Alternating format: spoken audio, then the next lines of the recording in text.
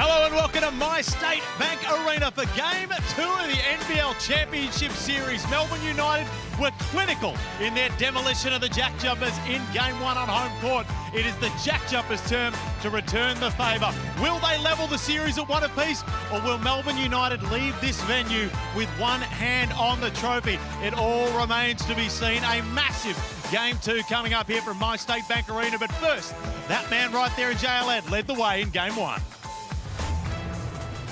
And a steal by Lual-Acuil. Look out! Good luck stopping that. Here's Goulding. You know what happens next. Big time game is for big time players, and Joe Lual-Acuil, he stepped up and so did United. Lual-Acuil with impact. But that is an enormous problem for the JackJumpers. Deadly. Well, there's one superstar out there, and that's Chris Goulding. And in moments like this, you want to have a player like that on your side. A clinical performance. Melbourne throw the first punch, and it's a big one. The fans are piling into My State Bank Arena. Welcome to the Coca-Cola pregame show. We got championships, MVPs coming out the wahoo here, and of course, personally, I'm just happy to be here. But Derek Rucker, Andrew Gaze, welcome in. It is time for Tassie to level the series. And I reckon the way that it's starting to fill up in here, it's going to be very tough for United to get the job done. No, that's right, and I'm delighted to be here as well. We've been walking around the streets, and I've never seen a town so engrossed in basketball and the JackJumpers. Maybe you had a little bit of it back in the day with the Crocs, but this is just an incredible atmosphere to be playing. But with that comes a bit of pressure. They were poor in Game 1. There's no other way to describe it. They had valid excuses because of the trips. They've had a couple of trips over to Perth, but across the boards, both offensively and defensively, they were well below. They need to find a way to get some more points, and Jordan Crawford is one guy that needs to step up. And he certainly does, and now's an opportunity. Melbourne United got a comprehensive victory, as you said, but they might be softened up and thinking that this is going to be easier than what it actually is. Tasmania have a chance, led by that guy, Jordan Crawford. Make no bones about it, Felix. He must lead them. He's the guy that's been their engine all year. He's copped a lot of criticism, but now great players must stand up and deliver in moments like this. He certainly needs to step up. Now, Melbourne United, Tassie may have been woeful, to say the least, in Game 1, but statistically, Melbourne United have barely been better, arguably their best game of the season when we look at the season ranks in every statistical category. Well, the one that stands out and the difference in the game was the three-point made. 14. That's inexcusable for Tasmania to allow that happen. Melbourne United, though, that's what they do. They were ranked second in the league all season long. But look, they did it defensively as well. And Andrew, we started to see that Dean Vickerman defense come to the fore. They had 10 block shots and caused Tasmania's biggest loss of NBL24. Well, it is. It's their biggest loss of the season. In fact, coming at the worst loss they had, it was at 8 points. So this is something they haven't had to experience. But you got to think of the positives if you're a JackJumper fan, and, really? and how much you can improve. Okay. Because that first quarter, I thought that was a highly competitive, and I thought, gee, we got a good one going on here. But after that, it was really uphill for the JackJumpers, and rebounding is sometimes underrated. Not by coaches, not by players, but the perception of the impact that can have.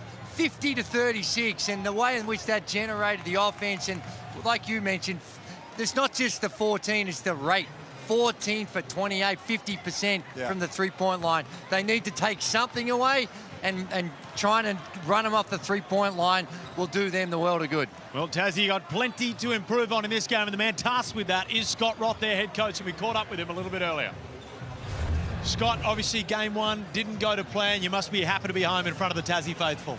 Yeah, I mean, I think the big thing for us and the takeaway was that we're going to probably be 50% better just being in our building, 4 days at home, a couple days of rest, and our energy, I think, will be back. You know, we had obviously a big 6 or 7 days of traveling back and forth with Perth, and then obviously getting right in there and playing that game. And I thought we were a little flat in some areas, but overall, it's good to be back home.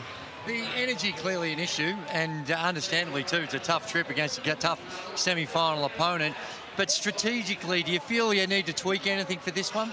We'll make some minor adjustments, but really if we're not doing what we're supposed to be doing to begin with, then we're just spinning our wheels. And so our rebounding has to be better, our defensive transition has to be better, and our pressure up the floor has to be smarter. We hang our hat on those three things, and if we can't solve those, then any adjustments really doesn't matter. Well, we know Jordan Crawford's a great player, but he's taking a lot of the blame for what happened in Game 1. How have you tried to help him through this week in preparation for Game 2? Who blamed him? Me, Andrew, some of us experts. Yeah. Well, he threw you under the bus right away, too. The game is one of those things that are fickle at time, and, if the ball's not going in for you, it's not going in for you. So, for me, I've always told our players, how do you impact a game when the ball's not going in for you? And the way you do that is by defending, being a great teammate, energize us up the floor with your defense, find something else that can impact the game if the ball's not going in. What about the mindset of the guys with this one?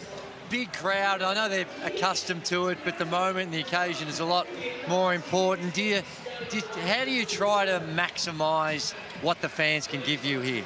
Well, I don't think we have to try. I mean, these guys will come out here fired up to play. We're excited to be back in our building again. And for us, I've said before, we've already won at some level. 3 years in a row where we're at. We're not satisfied by not getting a championship across the line. We're going to try everything we can to do that right now. But the 3 years have been fabulous. These people here have been amazing to us in the state, and we're quite proud of the work we're doing. Your big guys obviously are a major part of your success this season, Marcus Lee and Will Magnay. What's been your coaching advice to them this week? Well, we're going to start Marcus tonight and go back to our normal starting lineup. Will hurt his foot early in that Perth season series, and we wanted to keep him warm for those 2 or 3 games, plus Marcus was out. Will's had some time to recover. His foot's feeling much better, and so we'll go back to our normal lineup. But, for them, it's just attack, get downhill around the rim, be strong for us, maintain our presence and their shot blocking down there. Be aggressive. Scott, as always, thank you for joining us before the game. Good luck. Go defend that island. No worries. I appreciate it. Thanks, guys. Thank you. Thank you. He looks and he spoke like a man who's gotten plenty of rest over the last couple of days. If it was me, I'd be having sleepless nights because of that man right there. One of the toughest players to stop, especially in Game 1. JLA is going to be huge. No, he was a beast, and he can beat you in so many different ways. One of the best runners in transition, particularly on the offensive end, but still very good on the defensive end, and he can protect the rim. He rebound, had a double-double, a solid double-double, really efficient with a 9 of 13 from the field, with the 20 points, a 10 boards, a couple of assists, and he had things very much his way. You've got to be more physical with JLA, and both their bigs. Will Magnay, he got caught up with some fouls early on, really stymied his effort. So I think that they got to be much more physical with him, try and take away the transition, and most importantly, bang on the boards. Make sure that he's not having his way around the rim and get a better chance to feel the pressure. Now, in terms of stopping JLA, luckily for Tasmania, if they can get him to lift, Will Magnay, Marcus Lee, these are the type of bodies you want to be able to be more physical. Well, that's correct, and we heard Scott Roth say that he's going back to that lineup that they had so much success with throughout the course of the season. Marcus Lee will start. Now, it is imperative, as you just discussed, that he contained JLA in that first quarter. You got to make him feel a high level of discomfort, and then when Will Magnay gets into the lineup, he can go to work and really provide that burst for the JackJumpers. Well, Chris Goulding in Game 1 was back to his early season best. Do you expect to see that again here tonight?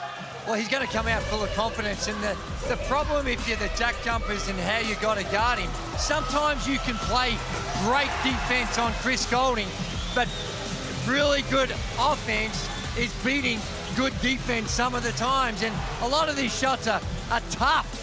9 on the Richter scale of degrees of difficulty, but he's still able to make them, and I think it's about keeping the ball out of his hands. He just got the ball too many touches, trying to deny it, and again, be a little more physical with him.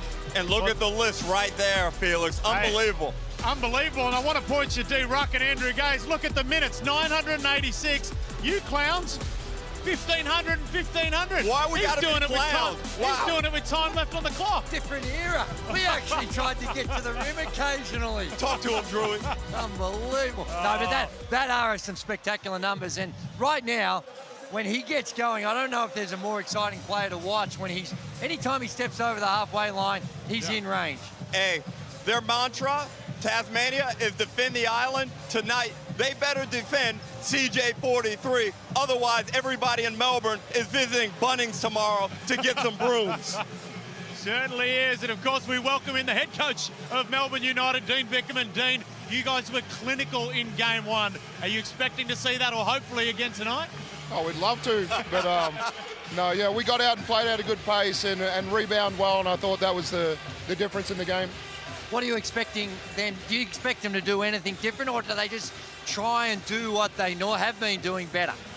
Yeah, I'm sure we'll see some adjustments, especially how we slowed them down a little bit offensively in their ball movement. I think they have some counters for that tonight. They come in and start Marcus Lee, so that's a little adjustment to try and keep Magnay out of foul trouble, I'm sure. But, yeah, getting him going, Marcus, is a bit of a key for him as well. And, Dean, over the last 4 games or so, your teams, for a Dean Vickerman coach team, these are some of the best offensive outputs we've seen from efficiency and sheer volume. Have you been surprised coming out of the break at how good the offense has been? Yeah, I was unsure about, the Illawarra series. We thought, they'd really got after it defensively, and that kind of carried us through. And so, yeah, I always want to be a defensive coach, but we're getting rewarded at the other end for the pace we're playing at right now. How's it been for you, Dean? Because you said a few things. How's it been when you go to get your coffee in the morning and then you're out in the streets? Because this is an incredible city and the way they're getting behind the JackJumpers. Yeah, I have nothing. So, one guy just walked past me and gave me a smile and said, welcome to the small island. So I don't know what to expect, but, it's it's something that we just want to make sure that we come in, compete tonight, and we'll live with the result. Dean, coaching Chris Goulding, now you've coached him for a fair few seasons. Some of the shots that he takes would be coach killers for a lot of guys, and you do have to ride the momentum. Sometimes he's on and sometimes he's off. What's the stress levels like for you when he's throwing a few of those up? Well, just before that, Dean, I thought that shot he hit in the corner was one of the top 5 shots I've ever seen in the NBL. Yeah, no, it was pretty amazing. I'm sitting right there and catch above your head. There's only a few guys that I think have ever really kind of mastered that one, to be able to catch it in a rhythm above your head and get rid of it. So to answer your question, he's got a pretty green light. So, oh, wow, really? Yeah. Okay. Hey, I know what a green light's like. Thank you, Andrew Gaze, if you tune into the NBL one. But, Dean, we'll let you get back. The game's not far away. Good luck tonight. If you walk away with a win here, one hand on the trophy. So good luck. Right, Dean Vickerman joining us, the head coach of Melbourne United. The JackJumpers in United not far away here. Tassie looking to even the series up at 1 apiece. Melbourne United, well, a win here would be crucial, and the confidence levels would be very, very high heading back to John Cain Arena. But first, it's Sportsbet at the line with my man, Josh Jenkins.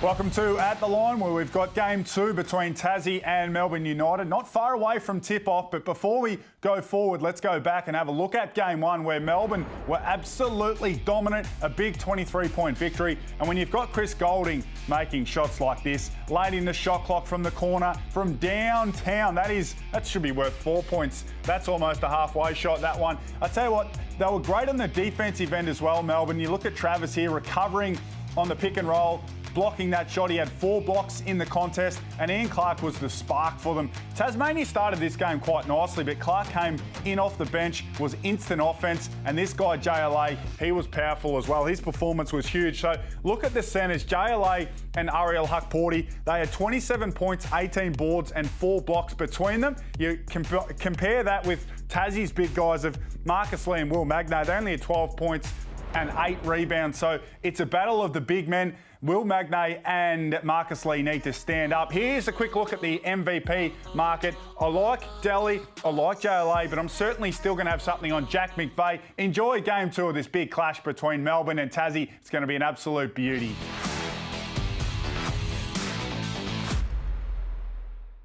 What's gambling really costing you? For free and confidential support, call the number on the screen or visit the website.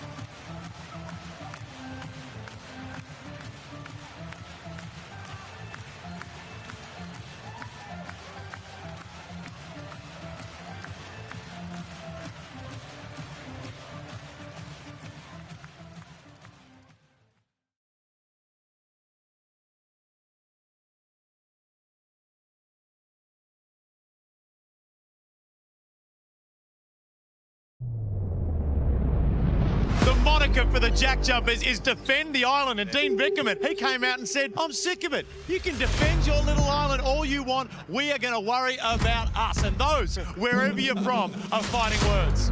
Yeah, I think I'm hoping that was taken out of context by Dean, but it's quite disappointing, to be quite honest with you. Tasmania seems to be the butt of every joke. People want to punch down at that place. They got NBA finals champions. They got NBL finals champions. They got a coach that's won multiple championships. They have a coaching staff that's won multiple championships. They have all the resources. Before this ball goes up, we've already run. I'm a little disappointed by that comment. It all started off with a bang between these two great coaches in our league. One in Dean Vickerman, a known commodity. He's been around a long time. One of the more storied coaches we have, and Scott Roth, who in just 3 years is climbing his way up the ranks. And he's the one, I would say he's the most loved man in this building, in this state at the moment, such as the power and energy and the passion he has for the state of Tasmania. Someone who needs to channel that passion tonight is Jordan Crawford, who over his last 3 games has struggled, to say the least. He certainly has, and it's been really hard to understand because he's so talented, had such a really strong regular season, averaging 16 a game. He hasn't shot it at a great clip in the regular season, but look at the last 3 games, Andrew. He could kick it in better than shoot it. 18%. That's got to improve, because there's no way they can function, or head coach Scott Roth can continue to play him if he continues at that rate. Well, that's right, and he was brought in at the start of the season because as a scorer, and he's going to get opportunities. Still played almost 31 minutes in game 1 despite being 3 of 13, but he looked out of sorts, and it's hard against Melbourne United. They've got so many elite defenders they can throw at him with their size, and everyone that he plays against looks huge. But when you've got Shea Healy, Manny Dellavedova, even Chris Goulding from time to time, it makes life pretty difficult for him. Well, there are marquee matches all over the floor tonight. None bigger than Travers and McVeigh, and Nerily Meadows and Joe Hitley caught up with them both to discuss that matchup a little bit earlier. The big matchup between you and McVeigh. Smile on your face already. How have you enjoyed it so far, and who do you think took the points in game 1?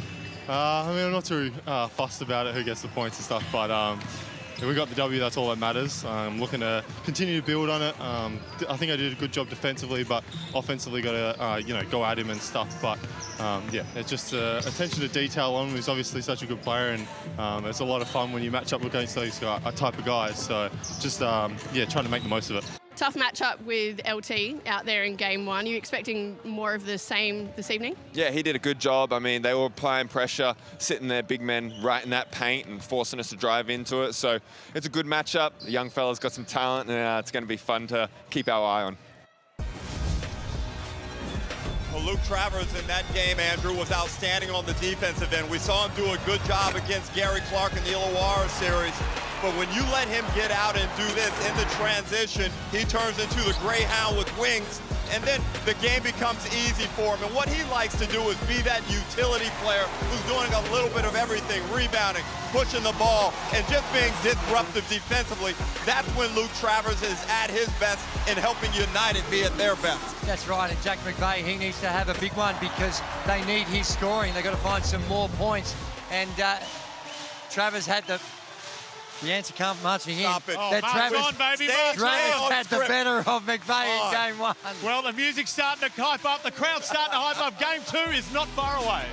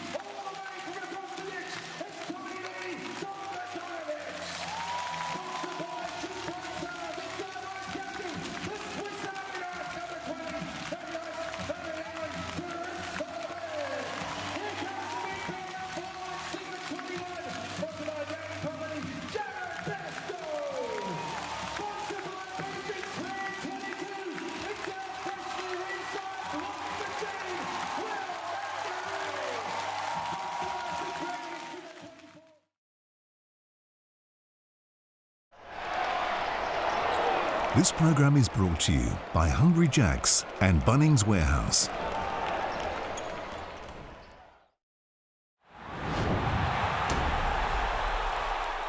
Oh, the Ant House will be absolutely rocking for Game 2 down there in Hobart. Melbourne United comprehensively got the job done in Game 1, so this is basically do or die for Tassie. In terms of the Sportsbet same game multi, I'll rely on the Stars. I think Tassie will win, so we'll take them head to head. I want them to win. We want this series to go the distance. I like Jack McVeigh more than 20 points per game averaged across the season at home. Ian Clark's a star off the bench for United, and Will Magnay, stay out of foul trouble, get on the glass. Enjoy this one. Game 2 between Melbourne and Tassie. What's gambling really costing you? For free and confidential support, call the number on the screen or visit the website. Well, that's the hardware right there that they're going to be playing for. Melbourne United, they've hoisted that one a few times before. The man who sits next to me, Andrew Gaze, has hoisted that very trophy before, but the Tasmania JackJumpers winning a national sporting title will enamour a man like Scott Roth into the history of this great state. That is what they're searching for here. But Derek Rucker, the crowd here is deafening. How much of an advantage is that? Well, our man Damon Lowry said that it was worth about 12 points. I didn't believe him. I now believe you, Damon Lowry. You are accurate. At least 12 points, Andrew. Yeah, I think how you utilise it. And then I asked Scott Roth, maybe they need to push the tempo a little bit, a few more early baskets to engage this crowd. Well, they're about to get the anthem. There's one thing that makes this crowd quiet. It's behind us. Naomi Will with the national anthem.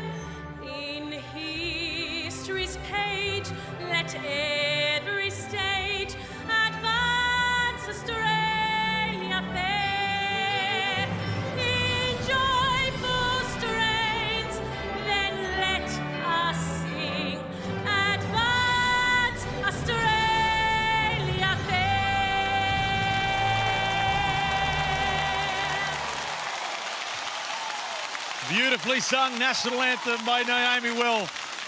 Derek, Andrew, the fun, the frivolity, it's all over. It's time to get down to business. If the Tasmania JackJumpers are going to level this series at 1-1, what's their key to winning? Well, Felix, I expect a much better defensive effort, especially in the first phase of attack from the Tasmania JackJumpers. If that holds true, Andrew, they must clear the boards, defensive rebound, push the ball, look for numbers, and try and get some easy buckets and transition. Yeah, both ends of the floor, they need to pick it up. They need to let their system work. But like I said, I think they've got to find a way to get a better balance between pushing the tempo and trying to get more than 81. 81's not going to do it against Melbourne United. They've got to somehow find a way to get into the 90s because too much offense on this Melbourne United team. Now, Melbourne United, if they get the win here tonight, you head into John Cain, only having to win one of potentially the next three. The confidence levels will be high. They're key to winning. Well, I think they've just got to continue with what we saw in Game 1. Now, that won't be easy, but JLA's got to be your focus. Get him the ball early. We know he's playing good basketball.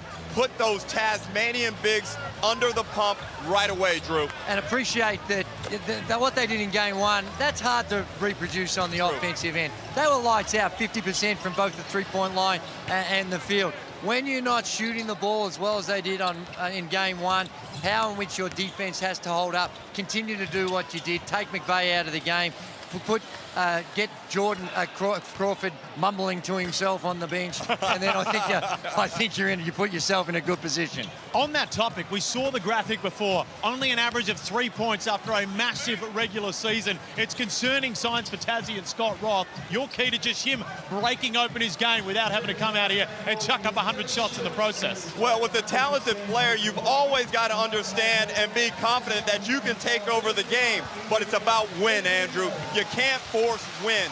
win is going to provide itself to you. You have to have the recognition and then the skill to take advantage. And the collective between Marcus Lee and Will Magnay, you've got to get more than 12 points. You've got to be able to dominate the boards. You've got to set the tone around the paint.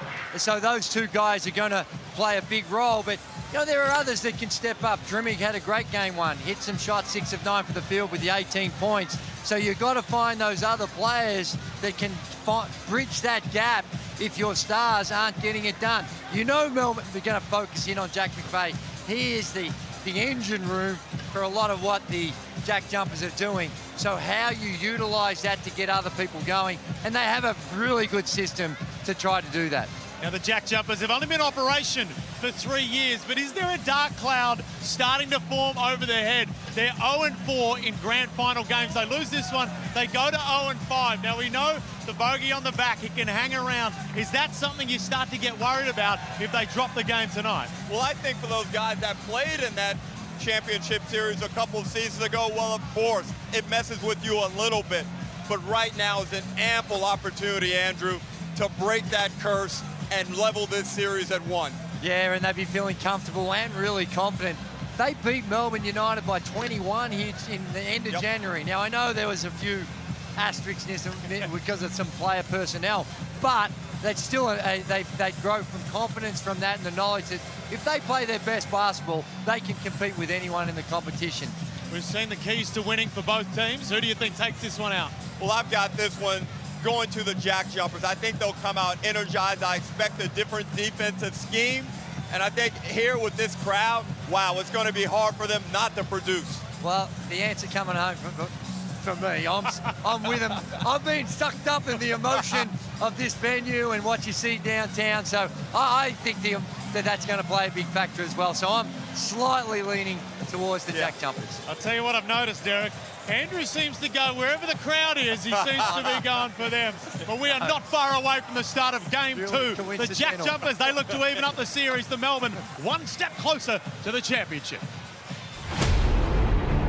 After 20 thrilling rounds, an epic play-in series, and a grueling semi-final series, we are down to the very last 2.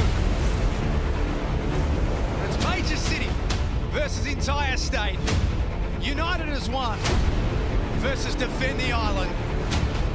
The championship series between Melbourne and Tasmania is away.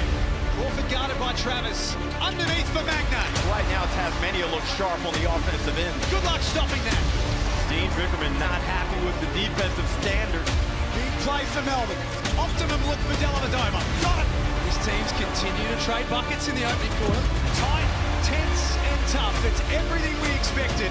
Goulding from the corner. That's incredible. Goulding with a step back. Killer class.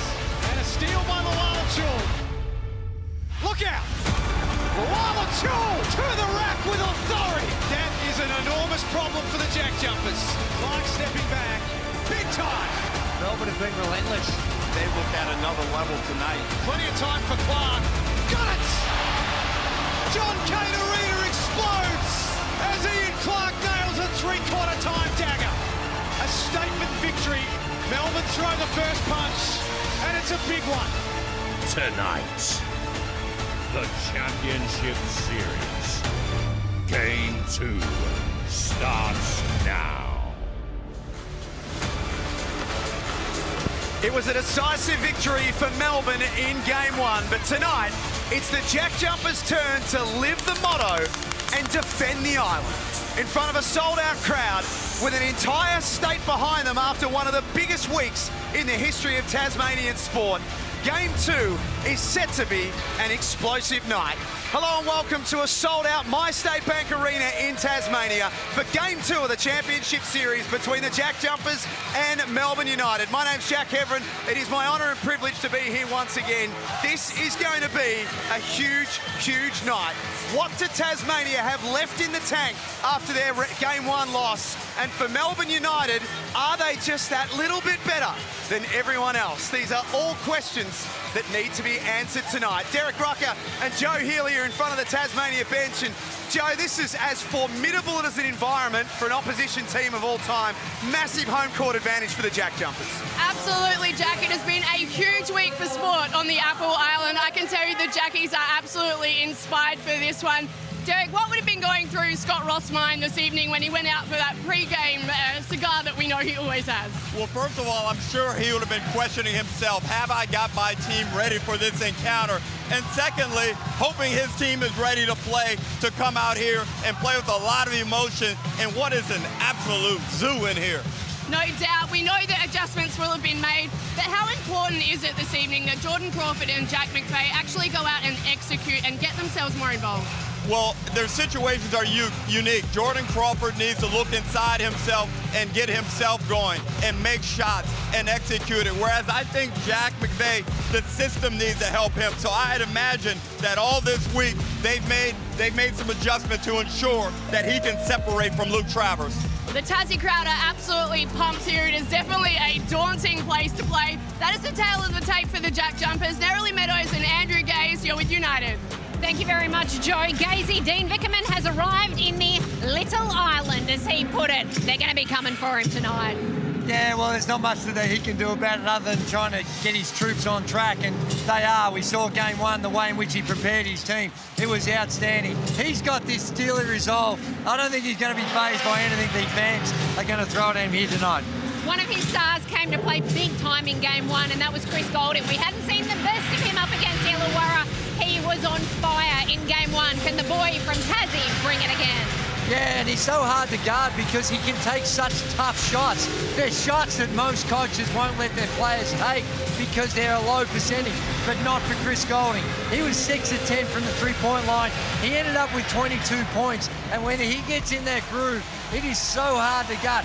JackJumpers need to be way more physical on him if they're going to trying to curtail what he can do. And I'm not just talking about when he's shooting the ball. I'm talking about when he's off the ball. Just try and rough him up a little bit to get him out of his rhythm. Jack, when I spoke to Chris Goulding ahead of this game, I said to him that Matthew Dellavedova says the more three-point attempts from him, the better. He had a big smile on his face, and he said, I'll keep taking the good ones. Well, this is, as we say, an atmosphere, Derek Rucker, like few that I've experienced, to be honest, in my 15 years in broadcasting. Tasmania and their fans, they know what's at stake right now. Here's the starting fives for both teams. This is more than just supporting your team. This is passion. This is a supporter group that know they must win tonight. And it's an absolute lifestyle, Jack. You feel it the moment you land here and you arrive at the airport. This is JackJumpers territory. This crowd is amped up already. Everybody is on their feet. You can feel the electricity and the urgency. These JackJumpers players have been focused all afternoon, and particularly in the warm-ups. And we look at the starting five from Melbourne. Hey, they're going with that three-guard lineup, which I really like. Delly, Illy, and Goulding, which is an outstanding three-guard lineup to go with Andrew Gaze. Yeah, it is, and there's a lot to like about this Melbourne United team coming in with great confidence with what they saw in game one, and I suspect that we're going to see a little bit more of aggression from the JackJumpers with this boisterous fan base. Game two is off and running. Melbourne leading the series 1-0. They have the advantage, but Tasmania have the home court. Lual-Acuil banks straight into lead. They're cheering misses. Well, I like that little set they ran. Now let's see what the JackJumpers do as this sets the tone for how a lot of the game will go, Andrew. Now Jack McVeigh, spoken about a lot in the pregame. Had 13 points in game one. Swings to Drimmick. That's well short. And the JackJumpers will get another look. Crawford had to go and does. That's a big moment. 3 of 13 in game one, struggled against the Wildcats, and to see that first one go down does the world of good for his confidence. That's a deep breath moment. He can breathe freely now as Travers attacks the rim and JLA is there to finish it. Whoa, the attack on the rim by Melbourne United already in these first two possessions. You can see the intent of which they're going to play at. Doyle drives. Here's Crawford. Not that time. Just looks more confident, Ruck. He does, and he's got that look in his eyes. And he needs to have the look in his eyes because a big-time performance here is mandatory. That Goulding rims out. 22 points in game one. 6 made threes. He split that game open just before halftime. As Crawford pulls up, got away from Dellavedova. They've made him a priority early. But he's 1 of 3 now. Doyle got a hand in the lane, but Lual-Acuil can take care of things. Shot clock at 11 for Melbourne. Marcus Lee back into the starting lineup tonight. He does give them a sense of stability, and the energy is up, Andrew. Crawford's going to line another one up. Bang! JC hits his second 3 of the game. Timeout, Melbourne United. Well, he was wide open. I have absolutely no idea what you two have just said. Well, he's wide open, Jack, and he'd already taken the first 3 field goals. There's the one that got it going for him, and from then on, he said, well, I might be in a bit of a shooting slump. Shooters shoot. No one runs at him, and he just says, I'm going to shoot my way out of this slump. You got no choice when you're that wide open. And I don't think he was almost like a reluctant 3-point shooter after he's missed that last 2.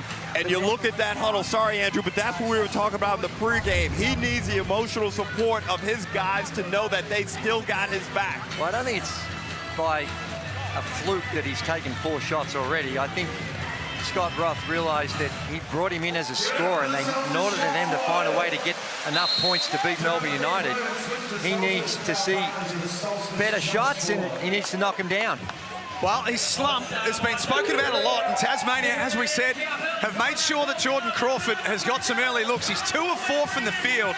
Coming into tonight, Ruck, his last 4 games, he was averaging 4 points on 17% shooting. Yeah, and probably an outlier, Andrew. It's not an indication of the true player that he is. And while we all go through slumps, you'd hope they would bottom out to that level, but certainly knocking down 2 threes early and just looking to play with a little bit more pop certainly gives this team a lot more confidence. They won their last 5 games at home, the JackJumpers at My State Bank Arena. And they're away to a promising start in game 2. Illy drives and scores. And that's one of the challenges that Crawford has down the other end of the floor, trying to keep Shea Illy in front of him. Shea Illy's got a significant size advantage on him. And Crawford trying to cut and weave, now inside to Lee. And Lual-Acuil called for a foul, and he wants a review. I'm not sure Dean Vickerman's using one this early. Well, he's thinking about it. He's really consulting hard. And they're right next to us here on the score bench, Andrew. Good pass in traffic. Ooh. Gee, not a lot of contact, was there? Only 11 minutes in game 1 for Marcus Lee with a shoulder complaint. And he makes the first. Nearly Meadows. Confidence play for Shea Illy there, just with United scoring, because he had quite the exchange with a frustrated Dean Vickerman in that first time out. Vickerman was just asking his boys, what the hell are we doing? And yes, I may have exchanged a few words out of that one. And just the atmosphere here. Nick Truelson, the CEO for Melbourne United, is sitting on United's bench. When Tassie scored their first points of the game, his face was almost in shock at just how loud this arena is. Joe? Exactly right, Nez. As you can imagine, Tassie could not be happier with the start from Jordan Crawford in particular. And the fans have already lifted the roof off of this place, guys. As for Scott Roth, though, he is absolutely locked in. The Jackies are on a mission tonight. Well, Dean Vickerman called that timeout because he knows Jordan Crawford's had some tough times, but you can't leave him that wide open. Correct. Off the inbound. That is crystal clear. Dellavedova to Goulding. 7-6, early stages at My State Bank Arena. Game 2 of the championship series. Game 3 on Sunday. The Crawford found his own rebound and has 8 points early on.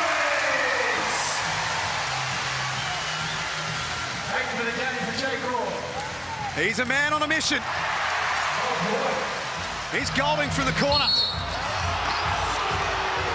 He's fouled in the act of shooting. There's a similar shot that we saw he took in game one, where catches the ball high, doesn't bring the ball down and just uses his legs and his arms.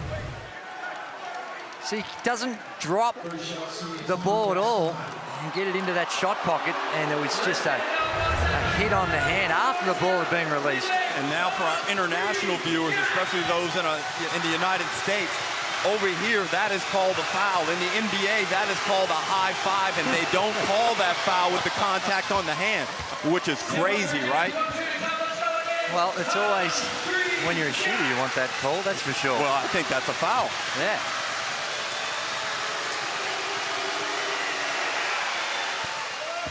Goulding makes the second. Well, he's had both these teams really struggle from the free throw line in game one.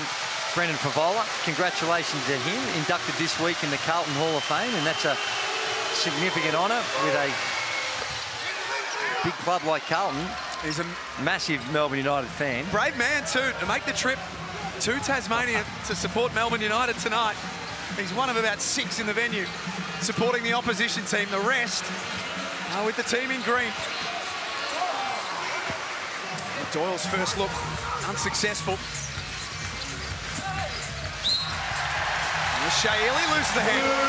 Marcus Lee's doing a really good job defensively with his positioning. He's gotten hands on balls. Right there, he was a deterrent, causing Ely to lose control of that basketball.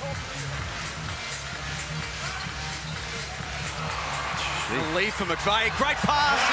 Well, Jack McVeigh slips through the gap. Unlike the early stages of game one, this is the JackJumpers team that's prepared to shoot the ball a lot earlier in the offensive sets. Lual-Acuil trying to back down on Lee, who is prone to foul. He's whistled there. Either with the pass or with the dribble, as we see Will Magnate checking in for Marcus Lee.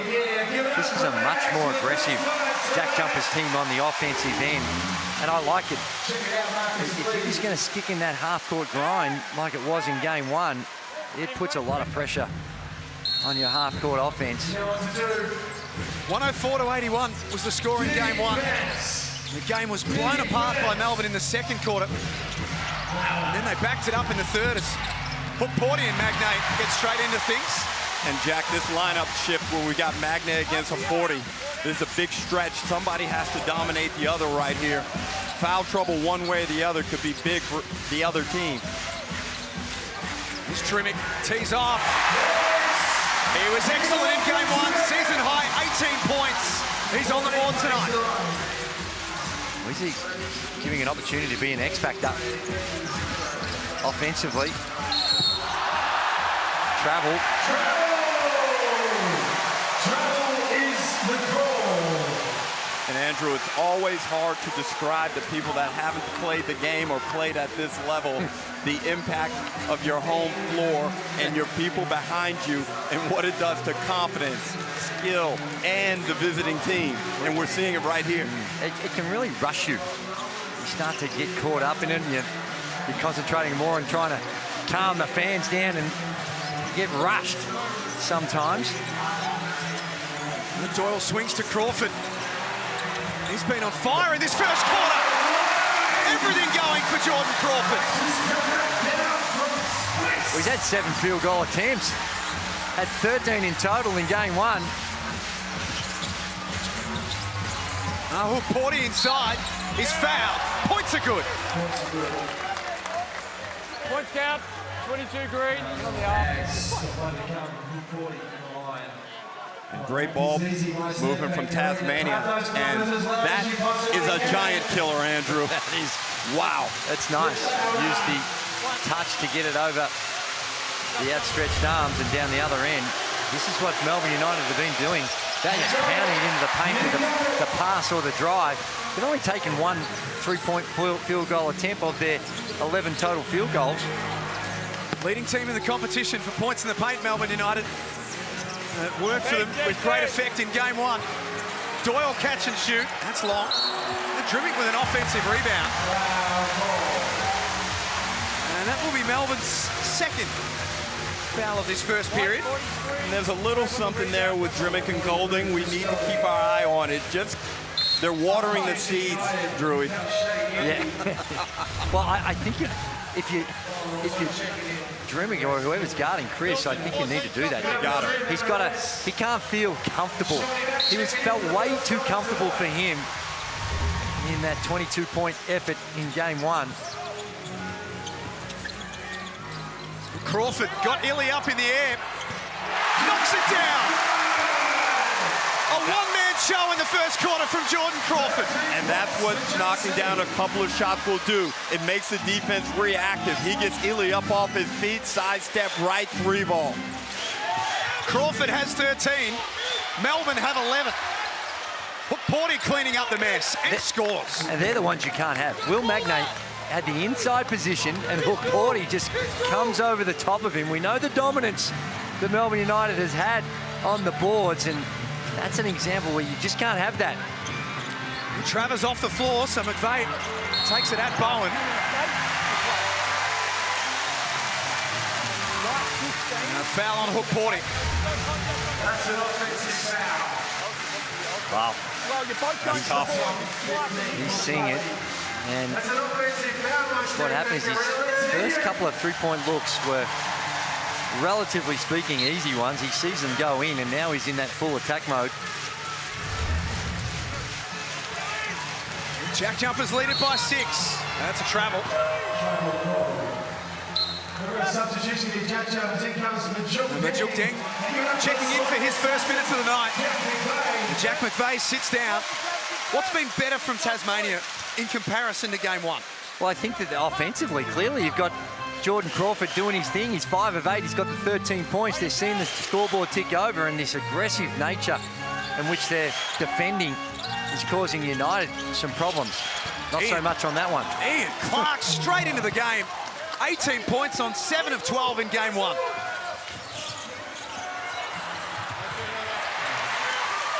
Nice hustle by Deng, got the ball back. And from underneath with his first bucket. It's early offense. It's not going through their set, their little point series they run. And Shea Illy just gets to the rim. It's quick action and willingness to accept a lot earlier shots.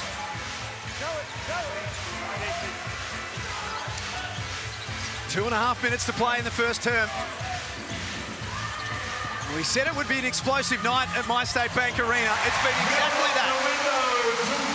Drew, Tasmania are carrying themselves like winners. They were indifferent in game one with their physical energy, but they look really committed here today. As Illy continues this Melbourne United assault at the rim. Only 2 3-pointers attempted for United of their 15 field goals. These will be free throws 5 and 6, which is extraordinary when you're playing on the road. It is, and both teams found they're going quite tough from the free throw line. For all the greatness that Melbourne had on the offensive end, they were only 12 of 20 in game one. Shot 69% across the season, Melbourne. They've been 60% in the playoff series so far from the free throw line. Which is less than ideal. Suboptimal, you could say. Another way to describe it.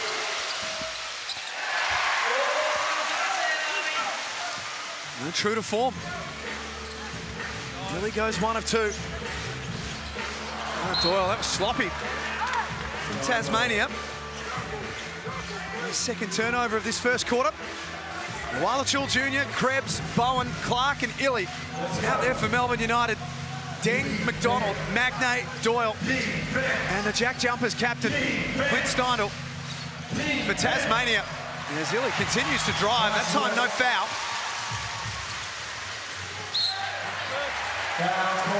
Now, I was meaning to say, Andrew, that's been really physical. Yeah. A lot of hands, a lot of body. I think it's been a well-officiated game thus far. Quite clean. Each team only has 2 turnovers. Both teams really getting after it offensively, looking to attack. A minute 44 remaining in the first quarter. Doyle attracts a crowd, and it's a good look for Deng, who gave it up. Settles for the mid-range jumper. A rebound by Tanner Krebs.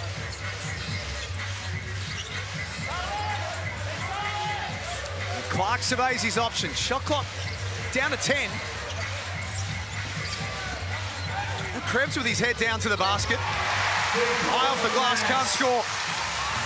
Doyle has Deng up ahead. The JackJumpers continue to explore early. Steindl can't knock it down. Gee, wow. Off the ball, a lot of contact. One might say tackling. Yeah. Eventually, Lual-Acuil Jr. draws a foul. I've had enough. Deng and Bowen, there you see it. And just goes unwhistled.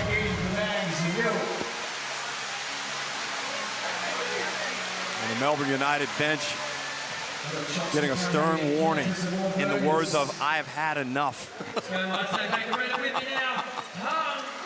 It's pretty relentless.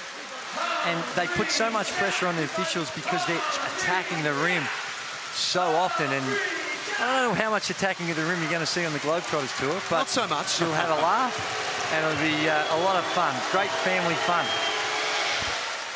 You can check it out now. You can scan the QR code or jump online. I saw the signs out in the foyer here at MyState Bank Arena. It's coming to Hobart later on this year.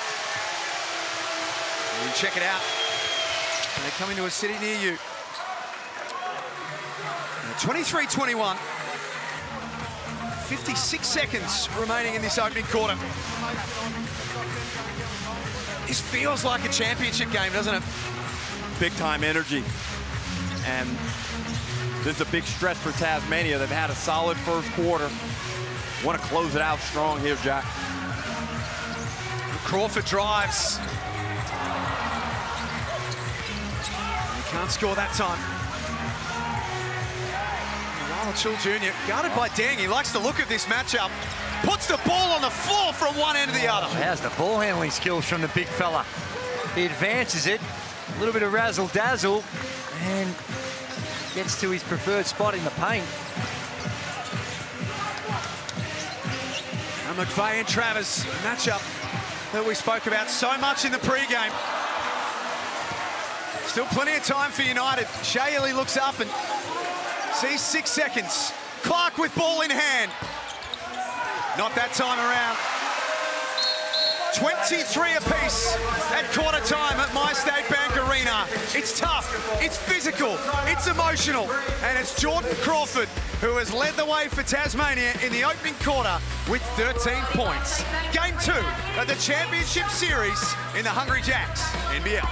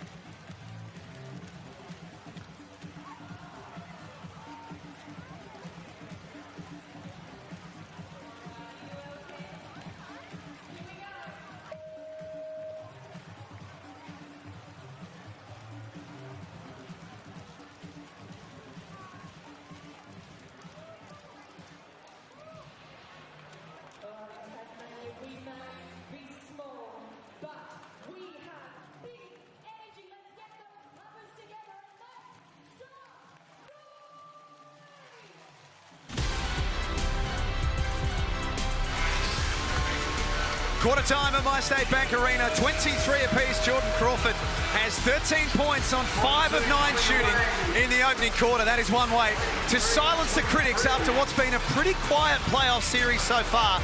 The little man has come to play tonight in front of a sold-out crowd at My State Bank Arena. And there is the CEO of the NBL, Dave Stevenson, in the front row. The man who built this, Larry Kesselman, sitting in the back alongside him with a smile on his face. What a great first quarter, Derek Rucker. High energy, a lot of excitement. Both teams playing good basketball. Steindl ripped one. Tasmania probably feel, Andrew, like they may have left some points on the floor. Wow. Lee knocks down the three. No, that's right. And they've seemed for a lot of that quarter, maybe it's because of the fans, you just felt like they had a bit more control and it wasn't translating onto the scoreboard, and now they trail by 3. Now Clark with a wide open look. Tasmania can breathe a sigh of relief. Nerily Meadows. Chris Goulding really fired up at quarter time. He said, we were pretty damn poor. We strung together a couple of good minutes and look where we are. Stay together, stay as a team. Dean Vickerman spent some time speaking to Shea Ely about his defensive role on Crawford, but he was much more composed this time than he was in that first time out. He was focused, though, was on the offensive boards. Those second chance points need to rectify. Joe? Yeah, Tassie have a fire in their eyes at the moment. I spoke to Marcus Lee before the game. He said it's all about them and focusing on their own tactics and effort tonight, and that sentiment was certainly reiterated at quarter time. Majop Den in the thick of it there. He was a little frustrated with that matchup with JLA, and I think you can see why. But Milton Doyle, Marcus Lee, they were in his ear. They were talking him through it. They've got his back. That's just trying to bump the cutter, and I don't mind this when you're at home. This can, a little bit of push and shove, get the fans continue to be engaged. Majuk Dan comes in and plays peacemaker. 6 points and 6 rebounds in the first quarter for Joe Lual-Acuil Jr. All NBL second team at the end of the regular season.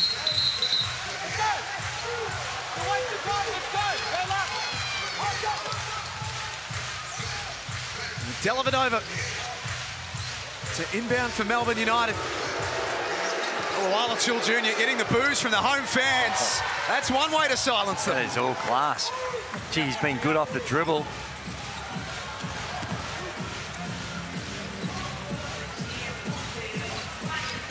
And Sean McDonald. Little jumper, that's good for his confidence.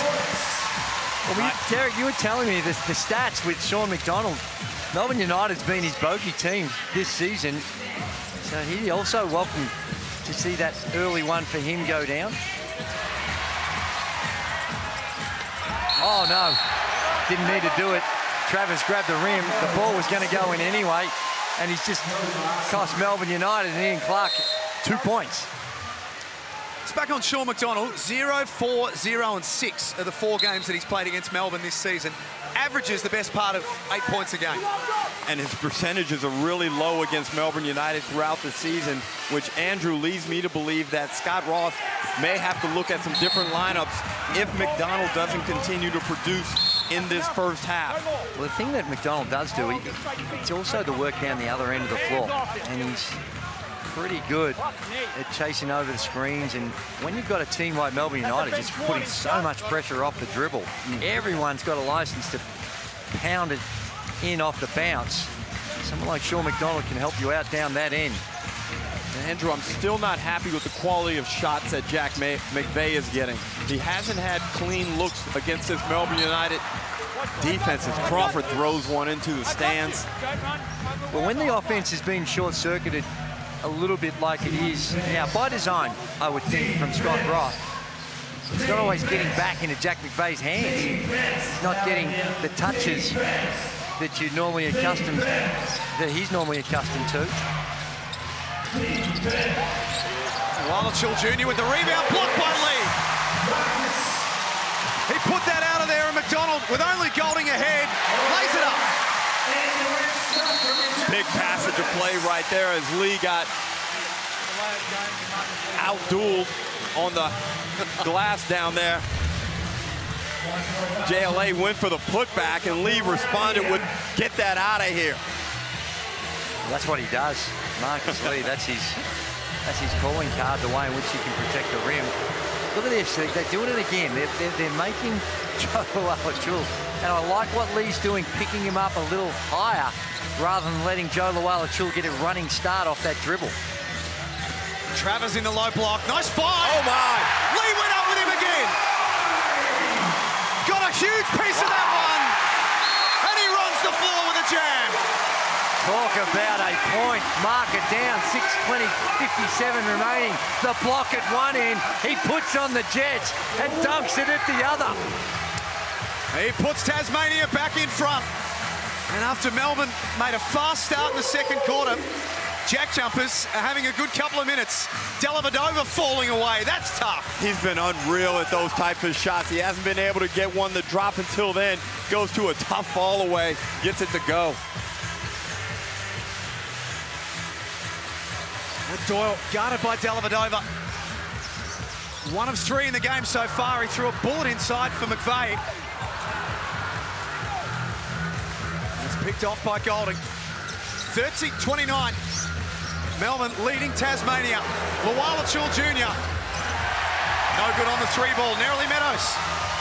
That last end-to-end play with a big block and a big dunk. Dean Vickerman went straight to hook court. He pointed at him and then said, you're getting on this court. He gave him a big slap on the backside. More physical than I think he'll even cop out there on the court. Fired up with that big man battle. Wants some revenge. Milton Doyle, a real workman-like bucket.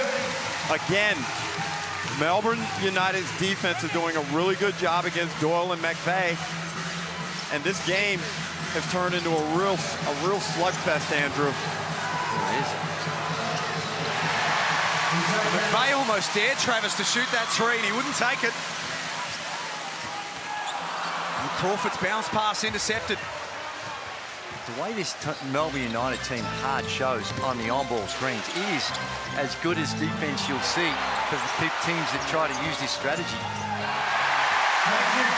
Clark loses possession. Numbers ahead for Doyle. Wide open McDonald. And Lee kept it alive. Second chance. That doesn't go either. Clark in transition. And points are going to count. Only just. This is a close one, Jack. I think your initial instinct may be correct as we look at the Harvey Norman replay. Lee, look at the recovery and the elevation to send that one out of here. That wasn't enough, Andrew. He runs the floor, fills the lane, and throws it down. He's pointing at the rim. I think he wanted it upstairs, but still good enough to catch it in stride and throw it down. 32-31. It's Marcus Lee on that last play. No, I think it hit the board first. Just. Yep. So it's a good call. A chance to catch our breath this second quarter. Jordan Crawford taking over coaching duties in the coach's seat as well. You saw that a lot with the Spurs, with Manu Ginobili and Tony Parker. They do it a lot as the coaches just discuss what they want to tell the players. Let's take a listen in to Dean Vickerman. They beat us down the floor a couple of times right now. All right, keep sprinting. We get stops. We got to go ahead and run. Take advantage. We had some great things around the rim. We just got to go and finish some of those as well. Hey, we see Doyle guarding the ball handler right now. It's 4-man, 5-man, double drag in the middle. All right, see if we can create that switch right now as you're coming downhill. So if he's guarding Dell, boom, Dell got it, boom, we're into that kind of action. Keep attacking the paint right now. Here we go. And Drew, right now at this juncture of the game, neither team in foul trouble. Neither team in threat of putting the other team into the bonus.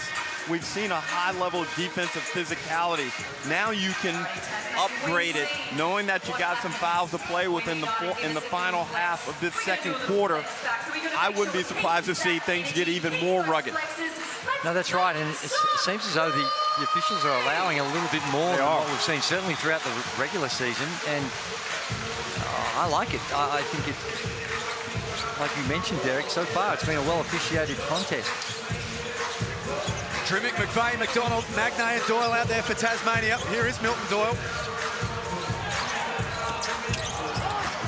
Every shot is difficult when he's got either Shea Ely or Matthew Dellavedova guarding him. Goulding for three. Again, he makes it look so easy, but to be able to catch and shoot that quick and have that body control, it's fun to watch. Jack McVeigh has a chance to go begging, just 2 points in the game. Ely for hook party. Hammers it down. Outstanding penetration by Ely in the slow transition, and we know he knows what to do with it. Throws it up to Haporti. Offensive foul. Tasmania. Drewy. The wheels are getting a little bit loose. Well, this is one here that you see Will Magnay just in. He's got to make a choice. If you're in that drive, so I think you've got to meet it a little bit earlier. Yeah, you'll feel really exposed, but you need some help. But that one there, you just can't do that. Melbourne have scored the last 7. Dellavedova gets it back. Shot clock down to 7. Guarded by Magnay. This time Goulding. Ridiculous from Chris Goulding. Don't let him. You got to top block that. That's the second one he is coming off those handoffs, and he just steps straight into it. No dribble. This time, Sean McDonald. The last 2 haven't gone. That one does. Well, Andrew, back to that Goulding 3. I mean, that's 99th percentile type stuff. He comes off that, raises up over Magnay and strokes it. I hear your point, but wow. And McDonald 3 breaks a run of 10 unanswered points for Melbourne. Shades of game 1 with United taking over in the second quarter. Nice find from Magnay. Timeout United. Beautifully executed on ball. In a way in which Milton Doyle was able to snake his way and knew that just had to buy an extra second for Magnay to get to the rim. There he is, see you there. So now he's playing 2-on-1 with Haporti. Bowen's got to come over a little earlier if he gets into that situation, because Magnay above the rim is tough. Here's this the action that I was talking about.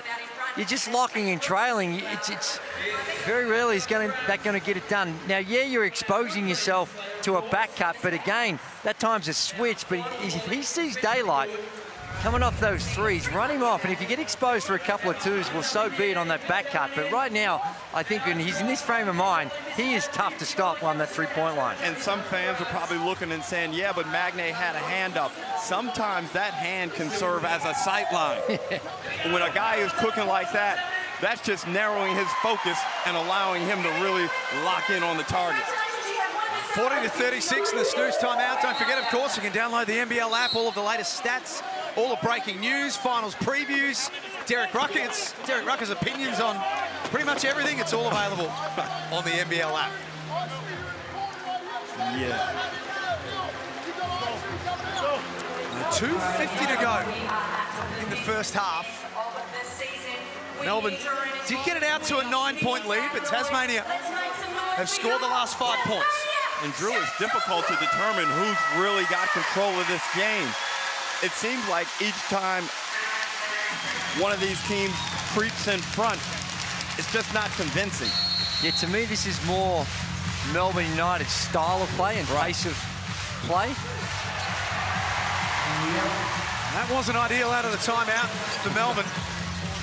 Dean Vickerman right in front of us. Surprised he didn't pick that up in our headsets. What he had to say about that set. Drimmick for 3. That's well short. JackJumpers 5 of 13 from outside. Melbourne 4 of 8 in the first half. Now Clark getting busy on McDonald. Oh, wow. Caught on Magnay for the pull. And they were tangled up inside. I thought Haporti had made contact over the back. That'll be Magnay's 3rd. Let's have a look right here. They're locked in. Yeah, did that left arm. Gee, not a lot on it. I don't think the intent was to point, that's for sure. Left arm just hooked Porty. Magnay stays out there, but does have 3 fouls to his name, and he only played 13 minutes in game 1 because of foul trouble. Unfortunately for the JackJumpers, he's there again. 5 on the clock for Clark. It goes. Andrew, he's such a professional scorer, can finish at all levels and does it in his time, isn't affected by external factors. 6-point lead to Melbourne. Doyle on the move. Draws a whistle for the JackJumpers. Shots to come. And here comes JC back into the game. And get up to the doctor. And the rest. That's Jordan Crawford. That's 13 points in the first quarter. Hasn't taken a shot in his second term. Spent a bit of time on the bench as well. Okay, guys, line up, please. I'm listening to you. I'm listening to you, yeah. And Tasmania head coach Scott Roth will persist with Will Magnay and roll the dice in its final minute 47, we would presume. Big gamble. It is. Obviously, he has Marcus Lee, Andrew, who's had a good game. But certainly, this is up there in the highest of risk categories. It is. And they must, Scott thinks it's a pivotal time and it's worth the risk. Nice pass, Dellavedova for Lual-Acuil Jr. He thought he was fouled. That risk almost didn't pay off. It could have been Magnay's 4th. On the lob, Lual-Acuil Jr. stalks him and blocks the shot.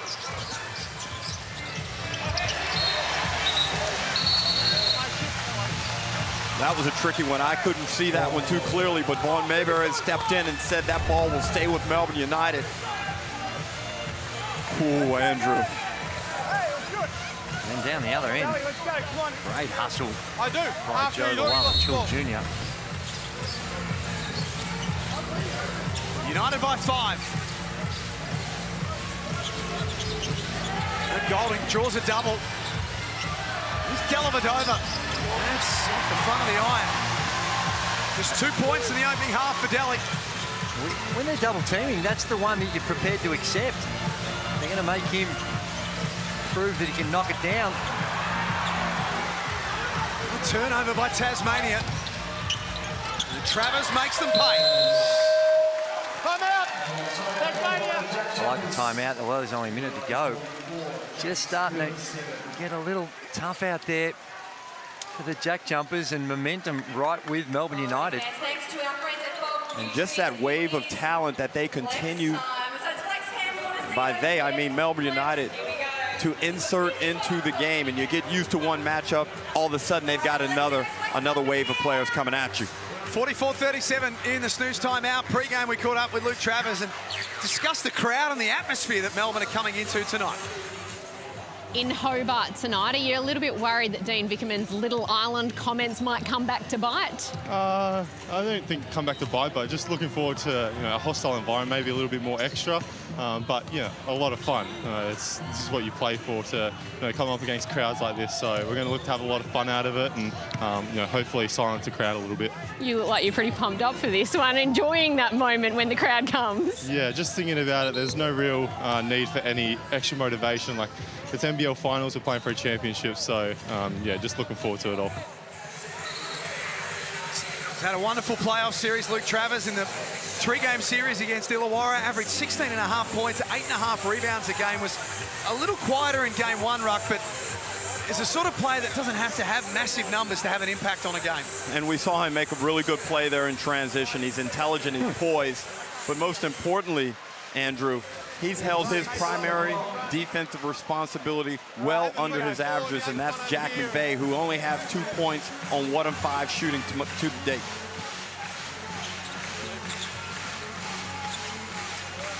Seven-point lead to Melbourne.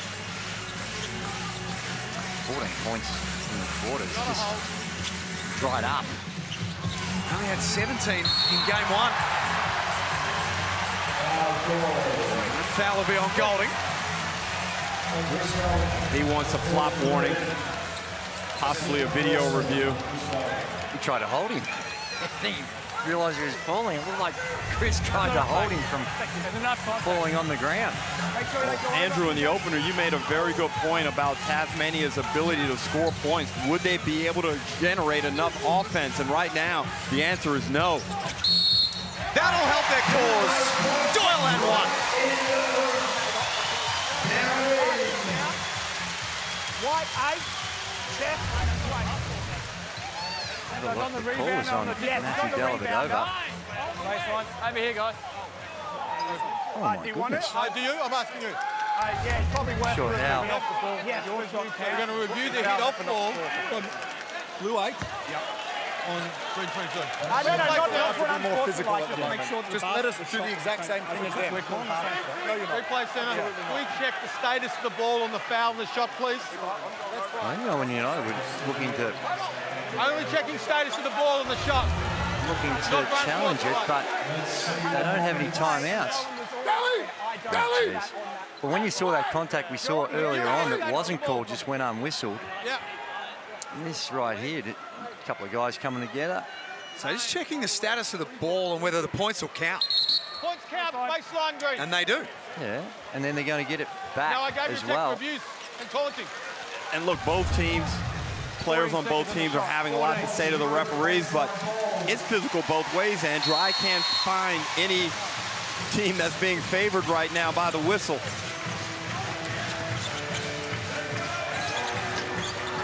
Steve from Jay Ely made life difficult for Doyle. Lual-Acuil Jr. runs the floor, takes up his position in the paint. Not that time, though.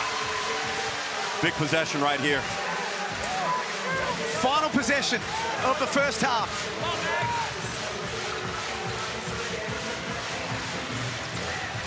Doyle down to 3. Draws the foul from Dellavedova. That'll be bonus free throws for Tasmania. I think it's only the... It is, my apologies, yeah. Up here, but we're just going to check the clock. No problem. JackJumpers from the side. We're going to check the clock. Just checking the clock, confirming. That is their 4th foul of the quarter, Melbourne. No, I'm just telling you. If you want to... Game clock, 3 seconds. Game clock, 3 seconds. A few...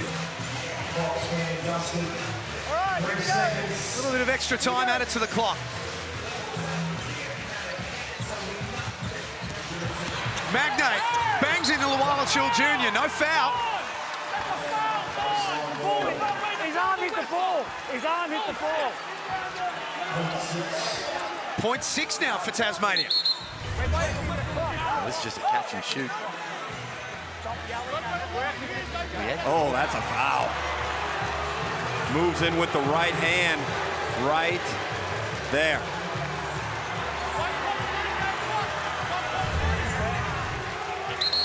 Yeah, a little unlucky that time.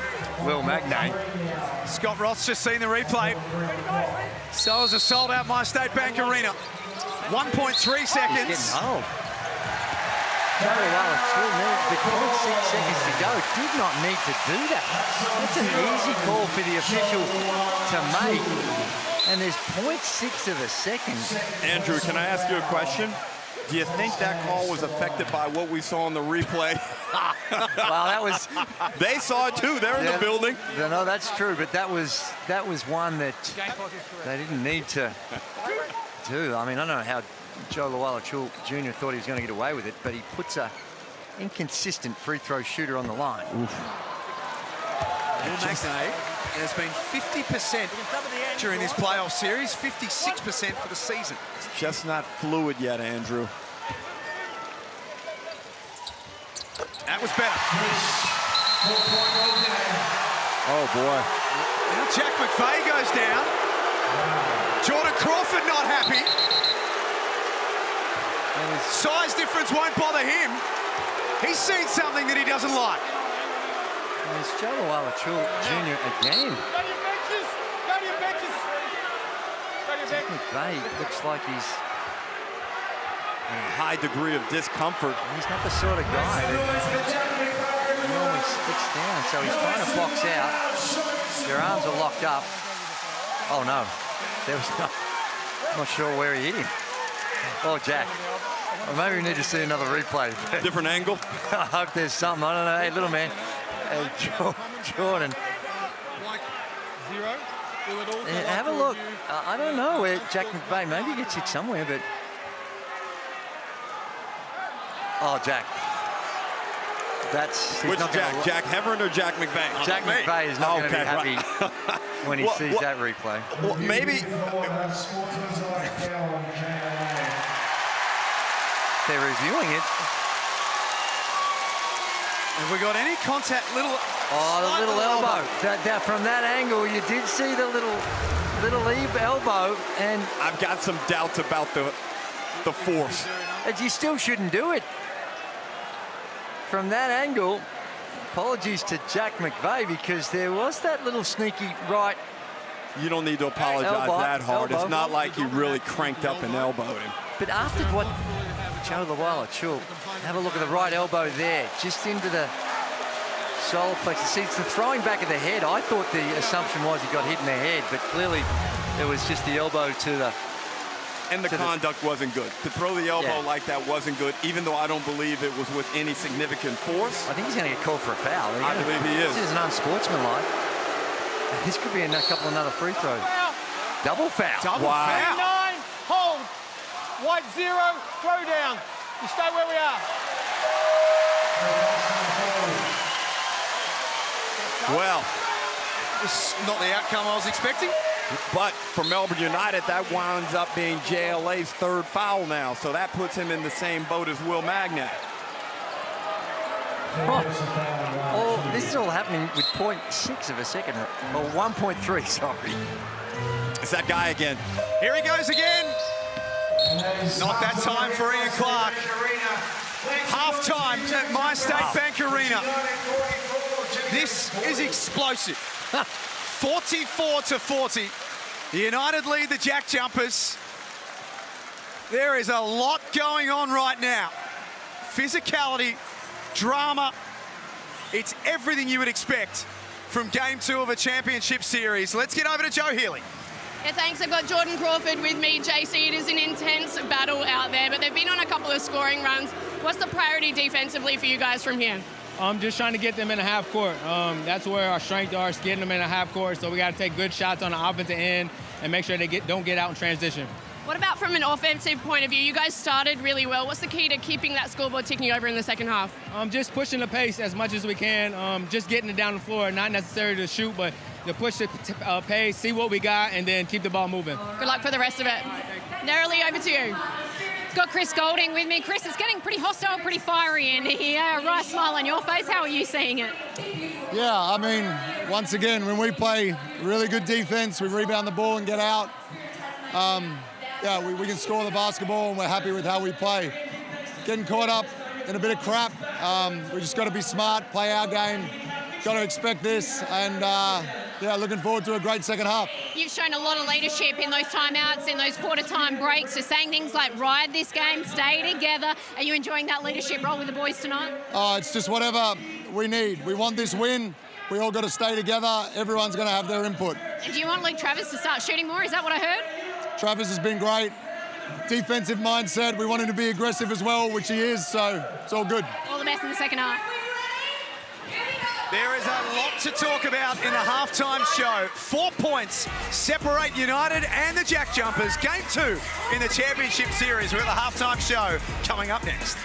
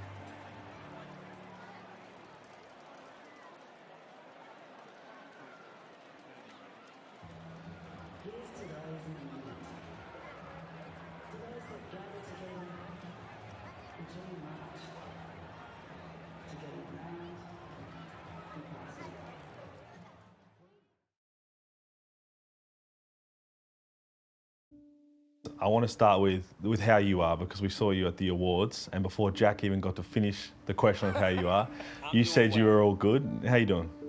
I'm doing well. In the beginning of this whole journey, I was juggling whether do I stay in New York and get treatment, or do I come back to Australia? The best decision that I made was coming back home to Australia. Now, when I say coming back home to Australia, I truly mean that. New York City's my hometown, Australia's my home. I truly believe Australia, this place, is gonna save my life. I truly believe that. How are you feeling throughout all that time? Because that's before the diagnosis. You said you do it every single year. You just welcome new addition to the family. I'm grateful to God for my 24 hours.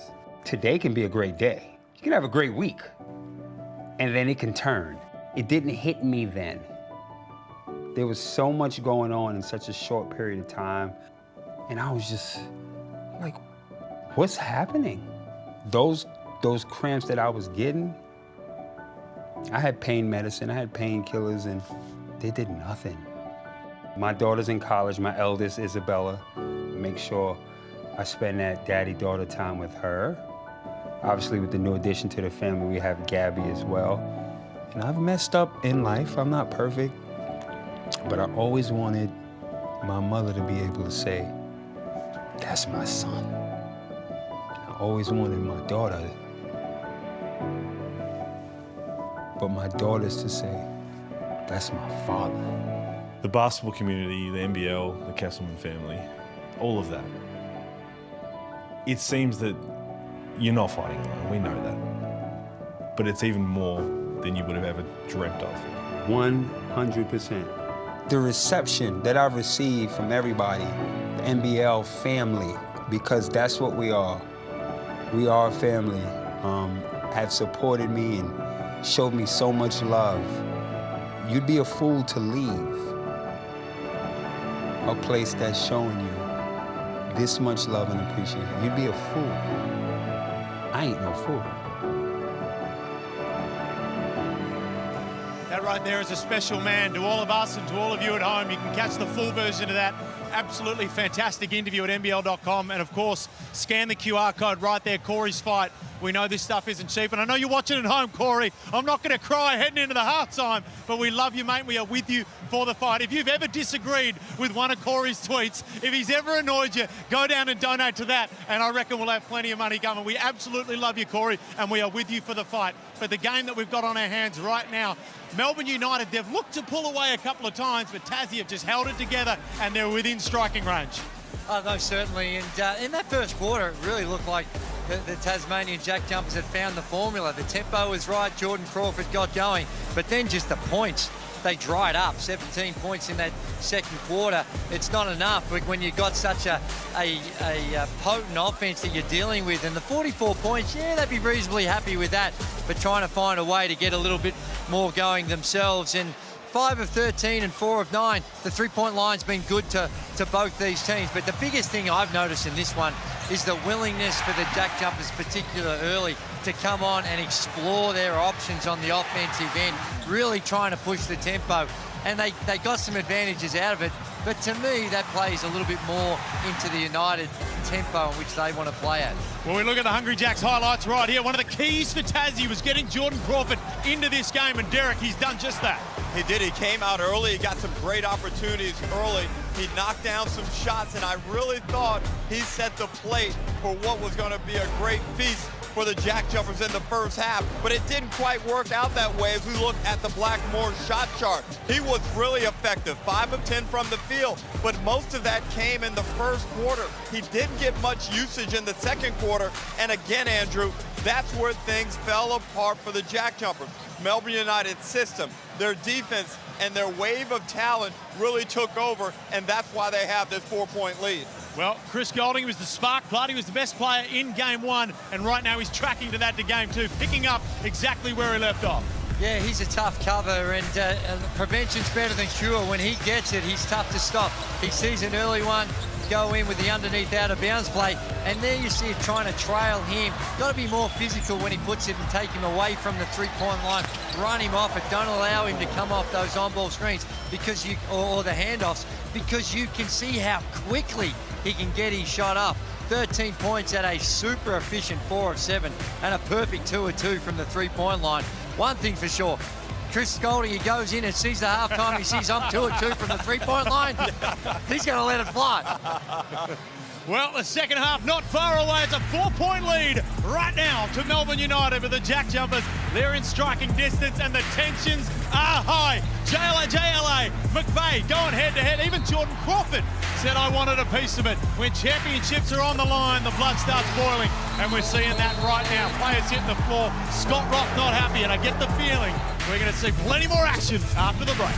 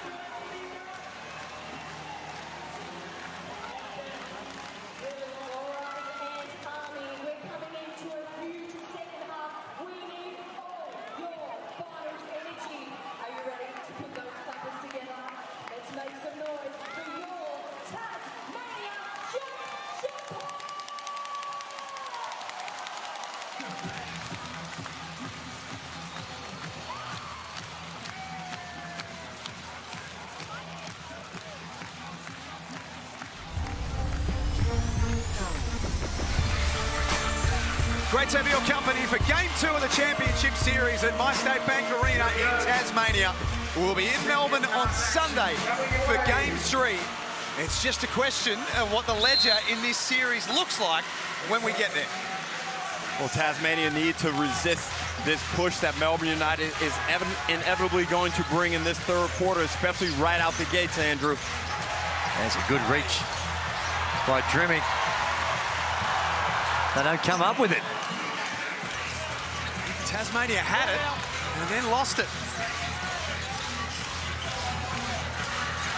Dellavedova with a mismatch, guarded by Magnate, playing with 3 fouls. Got some help from Drimmick.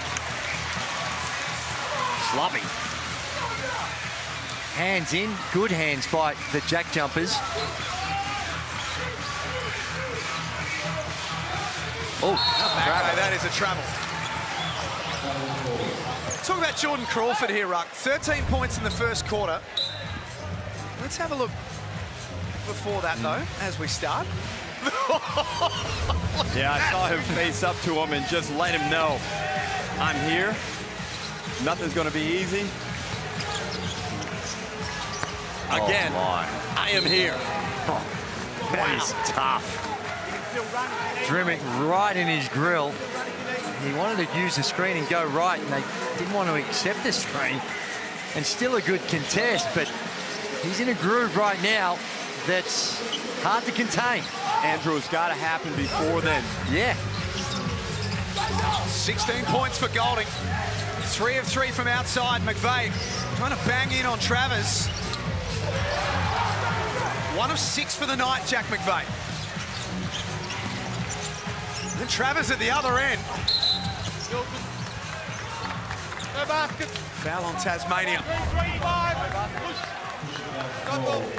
Look at this. Step back and the contest. Drimmick's right there. But we know through history now that is not a deterrent to his success. Yeah. Yeah, and it's one thing to say, well, don't let him get it, but they run him off some screens, and it's not easy. Drimmick got a hand into it last time they ran this exact play, and that's what happens when you try and top block it. You try and top block it, so he just goes back door, and you've got an elite passer in Matthew Dellavedova. That's where you need more ball pressure to make that pass a whole lot harder. They've scored the first 5 of the third quarter.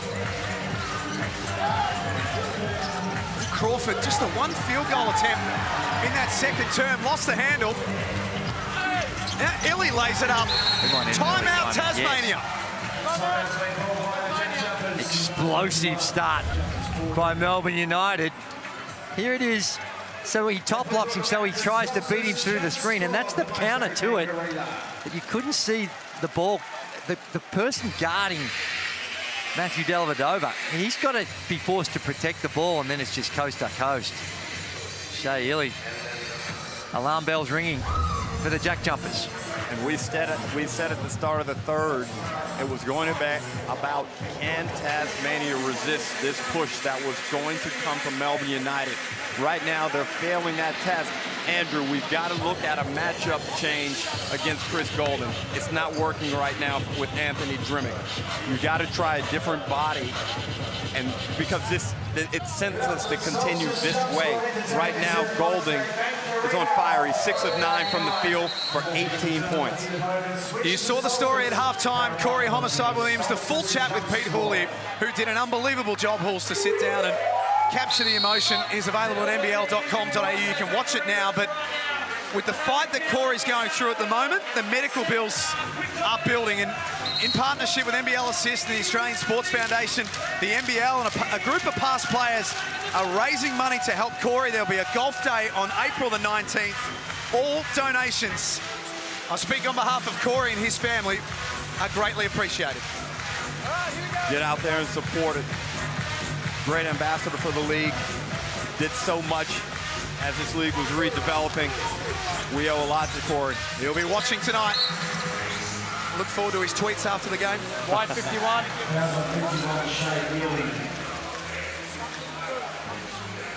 Tasmania have come out with a 7-0 deficit that they've conceded. To start this third quarter, they've been jumped by Melbourne United. Doyle snakes his way in, and it's lacking connection at the moment. And Aaron passed in a situation that looked quite easy, Andrew, and that's Magnay's 4. It's where when you got 3, you got to show your hands. It's the reach in. You can sometimes get away with a hold with the body, but watch the hands of Will Magnay. So he's here, and then that right there comes down, and now he gets all ball. But if your hands are up, they're less likely to call the contact with the body. Travers to shoot free throws. Nerily Meadows Chris Goulding starring on the court, and he's basically acting like an assistant coach off the court. Very vocal indeed in this game to affair. He called for Luke Travers to be more aggressive, and that's exactly what LT has responded with. But during that timeout, he also said, crash the boards, stay together. That's his main message tonight. Stay together as one. Joe? Yeah, well, as you can imagine, not the start to the third quarter that the JackJumpers would have wanted. One thing about them, though, is they never get it they never fluctuate too much in their emotions, never too high, never too low. Scott Roth just staying calm in that timeout, keeping his guys honest and focused on the job at hand. Game-high 12-point lead right now for Melbourne. An 8-0 run to come out in this third quarter, and their confidence is growing. Tasmania need to find a way to generate some points, Andrew, and Shea Illy puts a third quarter dagger right into this Tasmania JackJumpers crowd. Well, they've dug themselves a hole. The JackJumpers are renowned for finding a way to dig themselves out of it, but it's just hard to see where the offense is going to come from. 11-0 run for Melbourne. They are putting Tasmania in the vice and squeezing. And Travis very nearly put someone on a poster. And Andrew, I know we've said this, but a little foul call there by Illy. But my focus after game one was about Tasmania's defense and how they would change schematically here. But your focus, you kept mentioning that you thought offense, can they generate enough points against an improving Melbourne United defense to win the game? And right now, it's a resounding no. There's just a lot of talent out there, and it's a little unrealistic to think you're going to hold this Melbourne United team into the low 80s. So your offense becomes a whole lot more important. Melbourne, on the other hand, as Porting fumbles that one out of bounds, have won their last 15 games when they keep the opposition to 90 or fewer. Well, that's Dean Vickerman's bread and butter. And go ahead, Andrew. They've just been relentless here. And you look at the way Matthew Dellavedova is playing Milton Doyle. That's the sort of defense you need to be playing on Chris Goulding down the other end. He is up and in, he locks in, chases hard. McVeigh off the inbound. Desperately needed that to go, Jack McVeigh. Well, he finally was able to get some space and line one up. 2 of 7 for the night, Jack McVeigh, the All-NBL second teamer. Hasn't been able to have the impact in this series that he would have liked so far. Long way to go. Hook Porty, no good.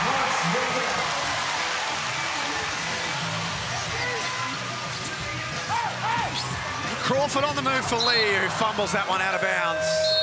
You see what they were looking at. The action was there. They just weren't able to gather it. I'm not sure that was the pass to deliver in that situation. Maybe a bit too much spice on it for the big fella. Let's go. Number in the State Bank Arena. Defense. 55-43, I should say. It's hard to hear yourself thinking here. There you go. Travers unsuccessful. Every bucket for the JackJumpers is hard to come by. This Melbourne D is so tough. It's relentless. It scrambles, even when they help out and they're able to pass out of the traps or the hard show. The level of commitment and determination is what you expect when there's a grand final on the line. And now that's 4 fouls on JLA.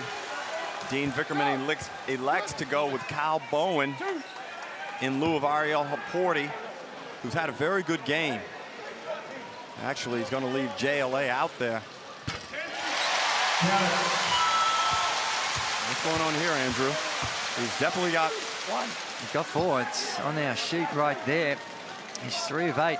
He did some good things too, JLA, and just maybe the emotions got the better of him at the tail end of that second quarter.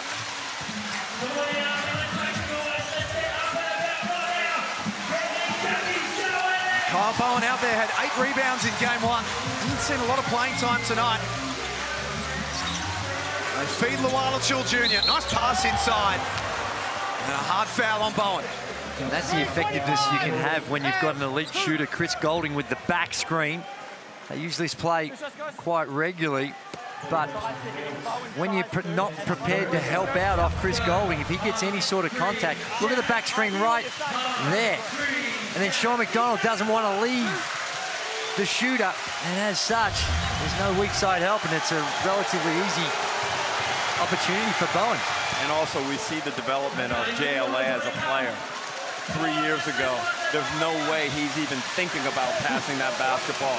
The concept of team basketball, action away from what he is doing, was non-existent.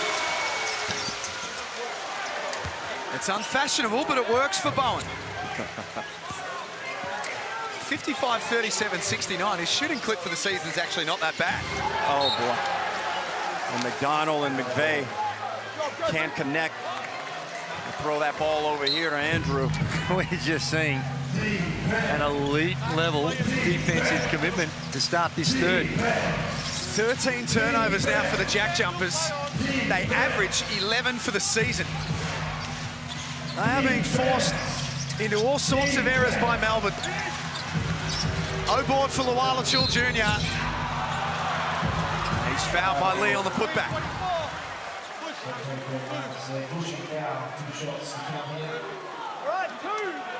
And Dean Vickerman happy to display a high level of trust in Joe Lual-Acuil Jr., letting him play with the 4 fouls midway through the third quarter, seemingly smelling the chance to put Tasmania away with a strong few minutes here. Well, that's right. It's one of the judgments you make as a coach is you think you've got a chance to really establish that authority on the game, but it's really, when you got someone of Joe Lual-Acuil Jr.'s capacity, it comes with a high degree of risk. You got to go at him, though, down here. Put him in some on-balls. Make him play D. Isolate him in a spread on-ball and see how he can play. Here's Drimmick. Catch and shoot.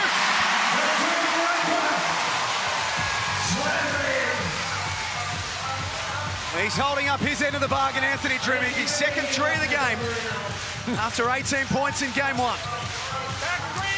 And it's back to 10, the difference between these two teams. But for Tasmania, they've had trouble getting any closer than that. Yes. Let's go. Oh. Now Bowen and McVeigh get caught up right in front of us. Bonus two. Now, not a great play by Bowen, although he didn't do much. Yeah, but you just can't run that and risk. Just stop right in front of the offensive player. And I think they want to challenge it, do they? Blocking foul. Blocking foul. Blocking foul. So the call is a block. Please play center. We have a timeout for Melbourne. We have a Dean Vickerman's challenged the call. He got told from his video technician sitting near us, challenge it. Well, I think this will be an interesting challenge, Andrew. I didn't see much in it. Bowen, even though I thought he may have been unnecessarily up and in physically, I don't think he did anything wrong necessarily, as we hopefully get another look at it. Well, here it is here. Yeah, from that angle, it doesn't look like he does a whole lot wrong. Now, I don't like to play off the ball when someone's running and just jump out and run in front of them and stop and have guys doing that all over the floor, but technically, that could be an offensive foul. Depending if they see whether he's moving, did he... The wrapping, though, man, this is tough. Now, the McVeigh extension with the left elbow.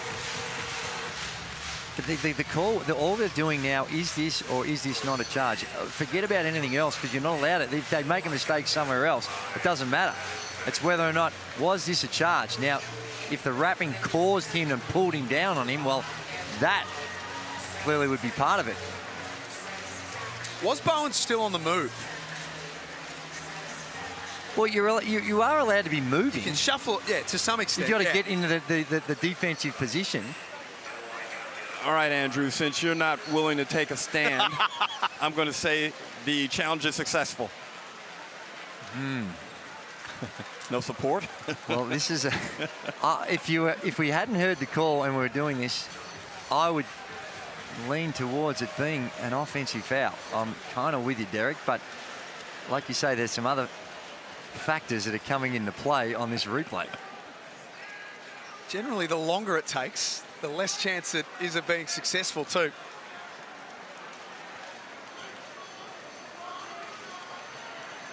Are you surprised that they've challenged it? What's it? We're at. Well, let's just hear what the outcome is. Acknowledge. After review, the coach's challenge is successful. The call on the floor is cancelled. The foul on white 14 will be moved. Tasmania had the ball. We will restart from the sideline with the shot clock on 19. And there's high fives all over the place for the video guy. They're loving the work. There is one very relieved video operator sitting a couple of doors down from us. The information has come from replay center. It's not a charge. Here we go. Please move out of the way so we can inbound the ball. Well, I thought in this on a charge is the only time you can actually overrule it. And if they got it wrong, it should have been a charge and it should be Melbourne United ball. Well, Dean Vickerman agrees with you. I don't know why it's not on. It's the only play I thought you could actually change the decision on the review. Great D from Lual-Acuil Jr. playing with 4 fouls.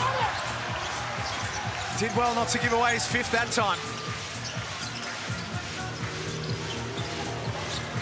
Dellavedova, only 2 points in the game. Does have 6 assists. He tees off. Dean Vickerman not happy with that shot selection. The Jackies are happy with it, though. They're prepared to live with it. They've had 2 good looks at it over the past 2 possessions. Come up empty. Melbourne United prepare to make some big-time changes. They swing to Bowen, wide open. That's short. And Tasmania have dodged a couple of bullets off good Melbourne looks. Doyle crosses over, has Lee rolling to the basket. Those shots have to go for Tasmania. 3 good, high-quality looks. 2 by Lee. No points. And it's only a matter of time before Melbourne United make you pay. You've got to convert on the offensive end. Would be surprised if they come back with Crawford. They need a little bit of punch, Drew. Yeah, for sure. And oh, here we go. That's more like the Jack McVeigh we've come to expect. Another contested one, but he gets the 3 ball. Remember in game 1, Andrew, I said pick and pop opportunities were available for him. They just weren't able to get him the basketball. I'd keep looking to see if we can exploit that pick and pop more. They've got it back to 7, which was the halftime deficit. Dellavedova, unsuccessful again. Tasmania seem happy to live with that. My word, they're sagging in and daring Delhi to take it. In fact, encouraging him to take it. McVeigh inside, finds Lee, foul! And one! Dean Vickerman irate at the passage of play that had seen this lead go from 10. You look at the Harvey Norman replay, McVeigh, that's the pick and pop scenario where he can thrive. You let him line that up, Drewy. It's cash. And here, nice play. Gets it inside the Lee. And Lee, after having no success inside, finally gets one to drop. Chance to get this lead down to 4. 7.6 rebounds for Marcus Lee tonight. 3 blocks. And in a tight game, he's plus 10 in his time on the floor. Andrew, do you feel any change in energy and vibe in the building? And it's not as simple as just making the shots, but that's really what's happened. The Jackies have made shots, and Melbourne United down the other end have gone through a 3-minute period where they've had some good looks for Dellavedova. He hasn't been able to make it, and Lual-Acuil around the basket, and here they come. They've scored the last 9, Tasmania. They're on the march at the back end of this 3rd quarter.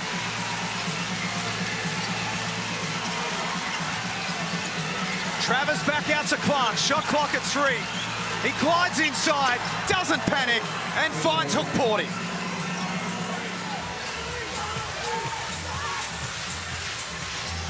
And he's played on the biggest stage in the world, Ian Clark. He knows what needs to be done at business time.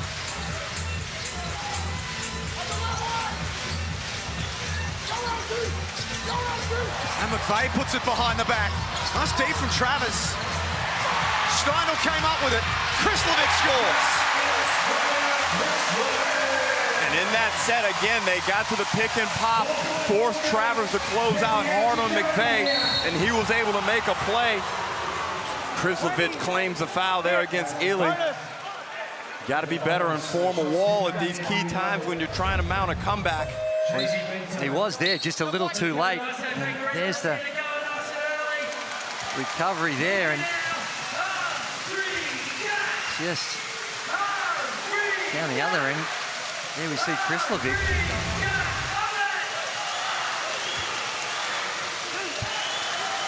Scott Roth riding every possession. In the last play, Krebs was in a position where he didn't want to foul, but just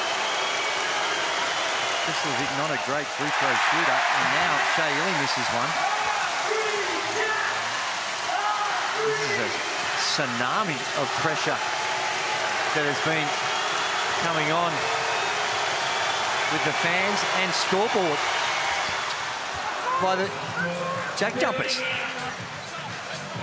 It feels like this place is about to burst. And they haven't done it necessarily through scoring, Andrew, but they've really done a good job on the defensive end. This second half of the third quarter really shut Melbourne United down. Oh, yeah. Good call.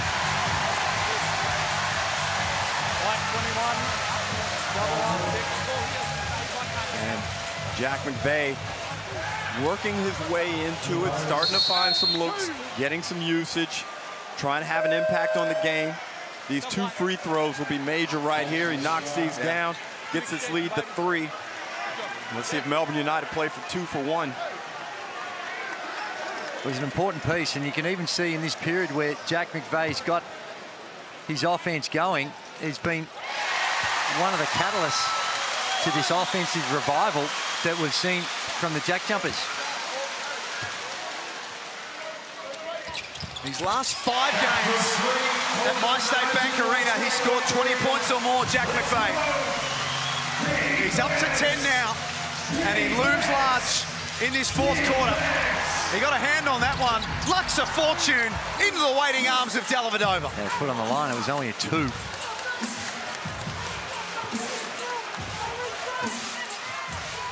A 5-second differential between the game and shot clock. The JackJumpers have fought back hard in this third quarter. Oh. Goulding took his eye off the prize. Krislovic. Unsuccessful on the 3. McDonald off the glass. JackJumpers with a late bucket. Dellavedova no good. 3 points the difference at three-quarter time. The JackJumpers came from 13 points down, and it is game on with a quarter remaining at MyState Bank Arena. 63-60, game 2 of the championship series, up for grabs in the Hungry Jacks NBL.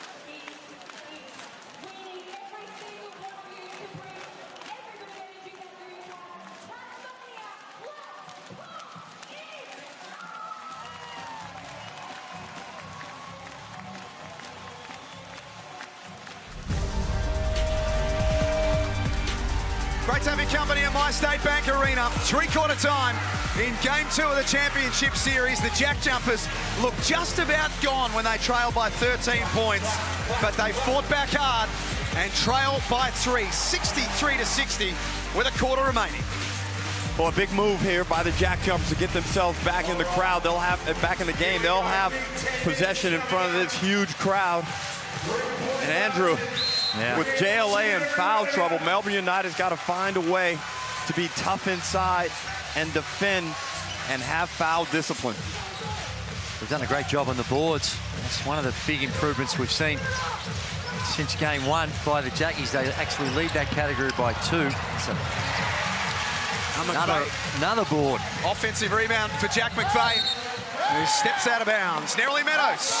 Once again, Chris Goulding leading the way at three-quarter time. He said, we can't play to conserve. We have to play how we play. Dean Vickerman said, we lost the loose balls. We need to take away the 3-ball. And this all goes back to the timeout during the third quarter where Dean Vickerman said, we need to find our pace again. They seem to have lost it at the moment. Joe? Yeah, thanks, Scott Roth there, just saying, great job, guys. Way to get yourselves back into it. He said, let's keep digging in, keep fighting, continue to control the rebound battle.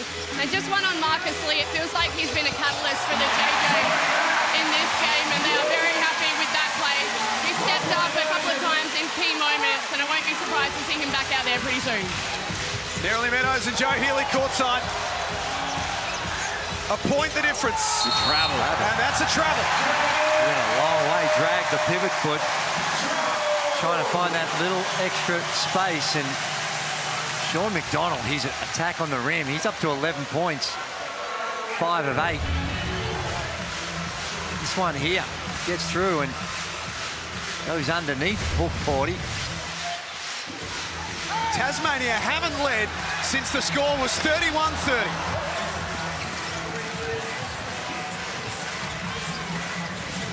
Travers with a rebound. United searching for some answers of their own now. They've controlled the pace, they've controlled the tempo, almost for the series so far, but Tasmania throwing challenges at them.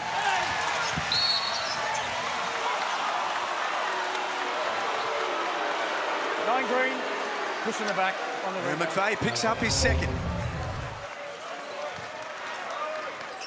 Tasmania doing everything they can inside to scrap and fight. Not sure that was the biggest infraction I've ever seen. But the Jack Jumpers need to look after the ball. They've got 14 turnovers to Melbourne United's 8 as Goulding continues to work that Jack Jumpers defense on baseline out of bounds. Well, it's the same play we saw early on in the first, the curling off the high pick. You're so conscious of him coming out to the three-point line. He just reads it perfectly. An outstanding pass to get him the ball. 60% from the free throw line across the playoff series. Below par for him. Well below par. I think he's rectified those problems. When you're as pure a shooter as he is, you don't stay substandard for long, Andrew. No, he's been perfect tonight. Oh, it's 4 or 5. And Doyle finds a rare bit of space away from Shea Illy, but Illy straight back on the defensive task.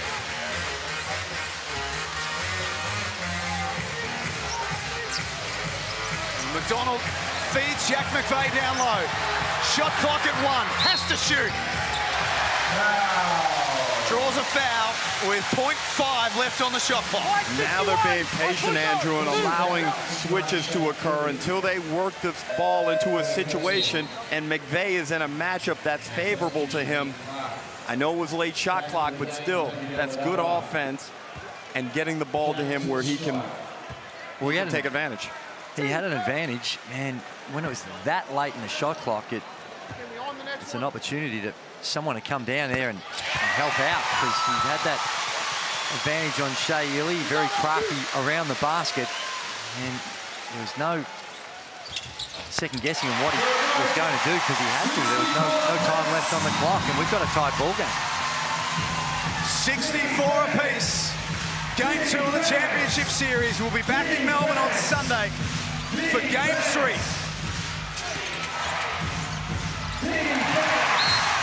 Illy worried out of it by Krislovic and then picks up the foul. That'll be his fault. And Krislovic has done a really good job in his time on the court. He's just giving the Melbourne bigs a different look. Somebody a little bit more mobile. Good defensive intelligence. He's down there, forces Illy into a tough shot without fouling, Andrew. Yeah. 4 for Shea Illy. 4 for Joe Lual-Acuil Jr. 4 for Ian Clark, who's out on the floor now for Melbourne. Clark trying not to give away his skip. McDonald puts the JackJumpers in front. And this is the Sean McDonald we saw in the final 6 rounds of the regular season. Coming there, providing big buckets, strength, attack at the rim, and making big plays. He's their equal leading scorer tonight. Dellavedova muscles in for 2. Not pretty. Getting it done. Both the teams are attacking the rim. He's feeling it now. Maybe a little blood rush by Sean McDonald. He's exercising his Melbourne United demons in this one. And subs coming for Melbourne United. Nerily Meadows. Kudos to this Tassie crowd. They've been absolutely phenomenal right throughout this game. Even when their team were down by 15 points in this game and this series was slipping away, they were staying as loud as they were at the very first basket and as loud as they are right now. This crowd, I think, has single-handedly got their team back in this contest. They were down 15 points early in the third quarter. It looked as though they would be 2-0 down going into Sunday, but the JackJumpers are fighting hard. And Goulding leaves that one off the side.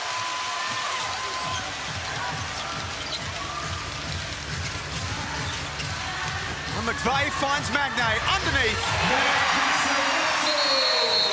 Vickerman wants a timeout, but it's all getting a little too easy at both ends for the JackJumpers. 68-66. JackJumpers in front.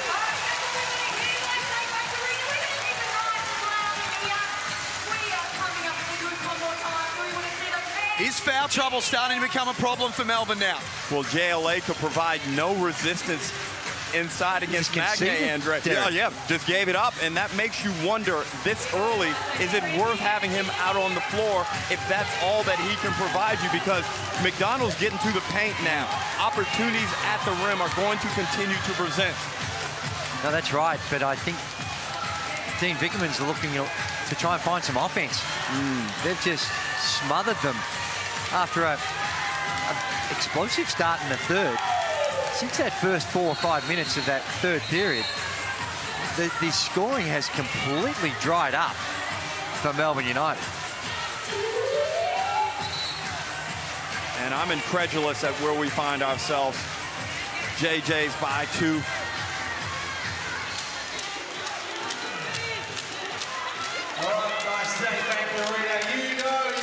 .66 at My State Bank Arena. 6 minutes and 28 remaining. It's the JackJumpers who lead by 2.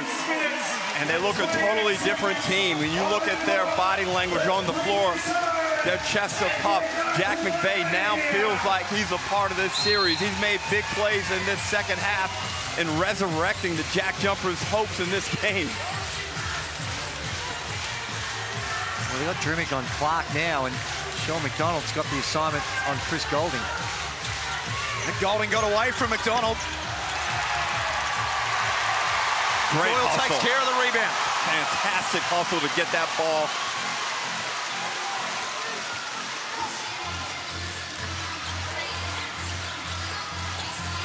The Drimmick has 6 points. Down to McVeigh, who has 12 of his own.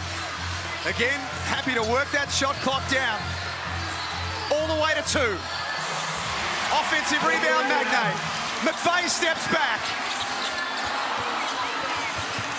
He's short, and that'll be a Tasmania ball. Again, McDonald, the hustle on the old boards. He's been in the right place at the right time a couple of times. He's read the ball really well. And comes up with another opportunity. Tasmania from the baseline, Nerily Meadows. Dean Vickerman as fired up, as furious as he has been all postseason. He did not want to hear a word from the players during that timeout. Very vocal indeed. His main message, get organised, get it together. Joe? At the other end, Inez, it was very much player-led in the JackJumpers timeout there. Milton Doyle chipped in, Jordan Crawford, Will Magnay, Fabian Kristovic as well. And then Scott Roth came in. His main message was to tighten up on defense. He said, let's shrink the floor, guys. We've certainly done that well since about the 6-minute mark of the third. It's been really tough going for Melbourne United. We've almost played a little over 4 minutes here, and they've only got the 3 points in the quarter. You might have just seen Scott Roth then said to Milton Doyle and his team, foul discipline. They've got 4 fouls for the quarter. Still a long way to go. Magnay did well not to give away a foul that time. JackJumpers ball. They want to review it again. There's all sorts of finger waving going on here. Well, that ball's been put into play, so there'll be no review here. And if I was the JackJumpers, I'm getting JLA in a pick and roll situation. And McDonald sees a pass to the basket. He lost the handle. And Melbourne have a win defensively. Andrew, they're blowing opportunities. They've had 2 good looks from the 3, and that penetration right there, they haven't been able to capitalize. And you're playing with fire when CG43 is down. Lual-Acuil Jr, Dellavedova, Bowen, Clark and Goulding out there for Melbourne. Drimmick, McVeigh, McDonald, Magnay and Doyle for the JackJumpers. Less than 5 minutes to play. Second chance for Melbourne. Clark relocates and knocks it down. Well, they just went to ISO ball for Clark. Took a tough one against some solid defense, but they come up with the O board and the kick out. And one of the toughest ones to guard. You're scrapping for the ball, and great pass by Bowen. The relocation by Clark, and that's nothing but the bottom of the net. He does a great job with his feet and setting, making sure his shooting stance is right. One of the smoothest 3 balls in NBL history. Shooting at 45% across the playoff series. Nice hands from Lual-Acuil. The JackJumpers retain possession. Shot clock down to 6. With Doyle a long way from the basket. Settles in the mid-range. Tasmania ball from the baseline. D. Vickerman is being very conservative. Yeah. He is not listening to his guys. Well, to me, it looked like Bowen hit it.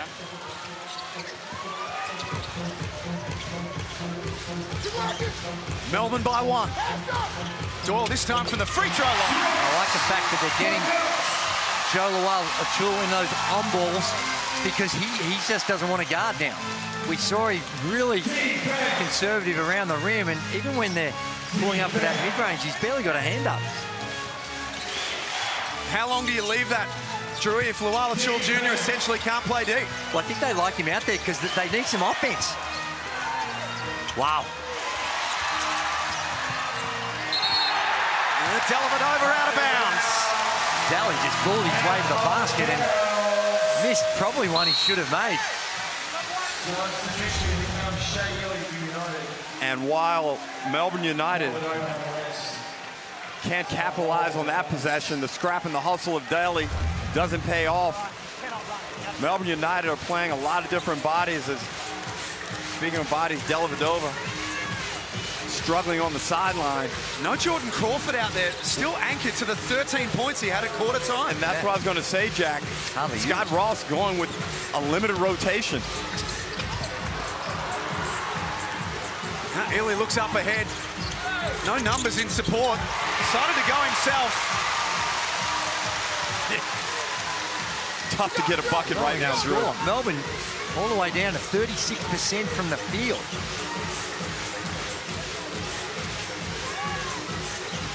McVeigh for Magnay. There it is again, Joe Lual-Acuil just retreating, very little ball pressure, and it made for a relatively over-the-top pass, a relatively easy over-the-top pass. 72-69 at MyState Bank Arena. And a travel. Ben Vickerman's just answered your question too. Jack with Book Porty coming in for Joe Lual-Acuil, and Travers comes back in. Here's the replay for Magnay. Nerily Meadows. Matthew Dellavedova and the effort that he is putting in, he has exerted himself so much that he came to the bench over on his haunches, and sorry if you're having a late dinner, but started vomiting. In fact, they had the rubbish bin at the ready. He said, I need some water. He is putting in so much effort. Just keep that bin away from us. Not too far away from where we're sitting. 12-6 run this quarter.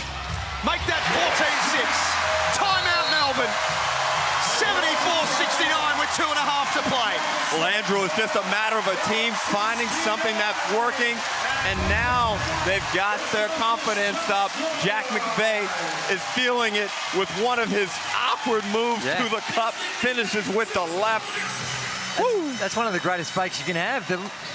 It's almost like a goose step to the bucket, but all legal, and JackJumpers doing something that I didn't think they could do, and that's hold them to 69 points. Let's take a listen into Scott Roth. You guys are going to twist. You want to handle Johnny. You're going to handle. They're going to twist. You're in the gaggle with Milt. Actually, AD, you're in the gaggle. Milt's here. Sawney goes. You're going to step. Go behind. All right? Hey, right now, 1 minute. Stay concentrated, defensive. Ball in front. We must rebound. All right, watch the pin aways. No long arm shows. Together, 1, 2, 3, together. Rebounding has been a focus for them all night long. It has, and they've done a much better job. They lead the rebound count now, which has helped them because they've also turned the ball more over. But the thing is, they're getting the contributions from their significant players. Now Magnay is in the game, and he's starting to get on the glass and have an impact on both ends around the rim, Andrew.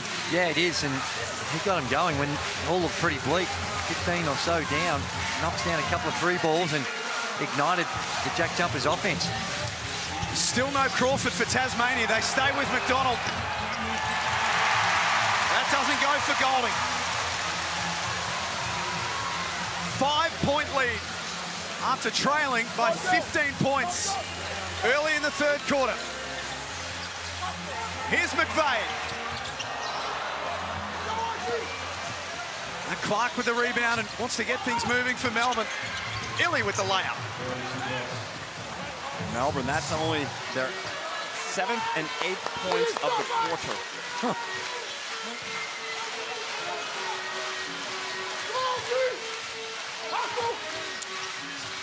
Little handoff from McVay to Drimmick. Been fantastic in the series so far. That's not his finest moment. Illy again, head down to the basket. Can see a path. And one. What a play. What a finish. Cops running in their head, but just put the Jets on. He went to another gear.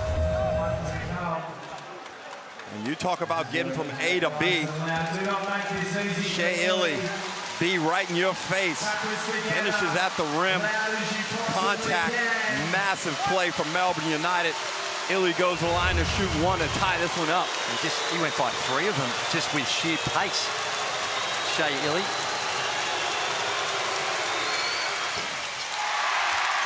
He's short on the free throw. 12 of 20 for the night, Melbourne. They were 11 of 20 from the free throw line in game 1. JackJumpers by a point. Shot clock into single figures. Doyle in the mid-range. Again, it's the same action. Lual-Acuil on the on-ball. But it's Illy at the other end. Back to 1 again. Final minute in game 2. Oh, Magnay with a hard landing.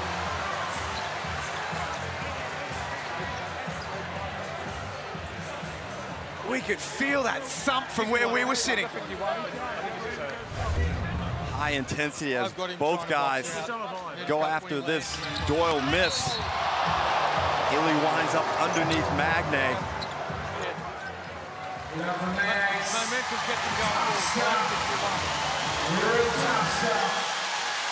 It's a heavy fall. That'll take the wind out of anyone. It's going to be 2 shot. Is it on the baseline? What are we? No, it's on the baseline. That's the 3rd team foul for Melbourne United.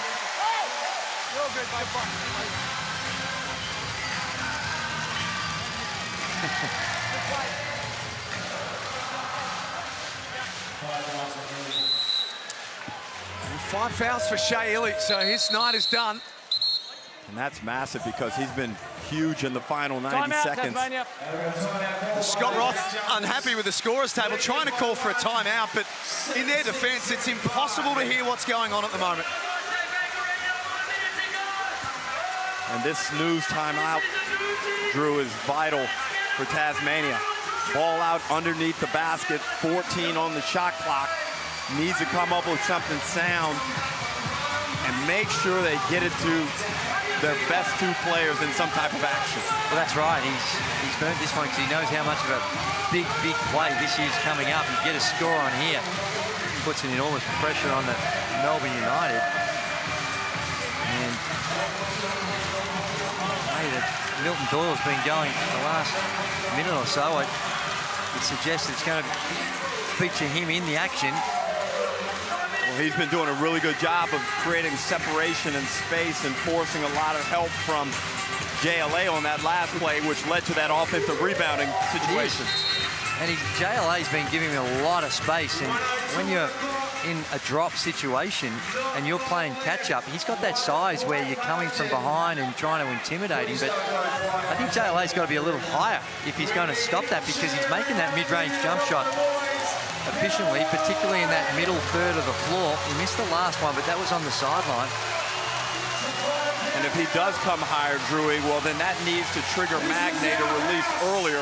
But then JLA's just got to get his hands up and get a tag help. I was listening into the conversations. I couldn't quite hear it, but there was a suggestion that they might start just switching, straight switching that on ball.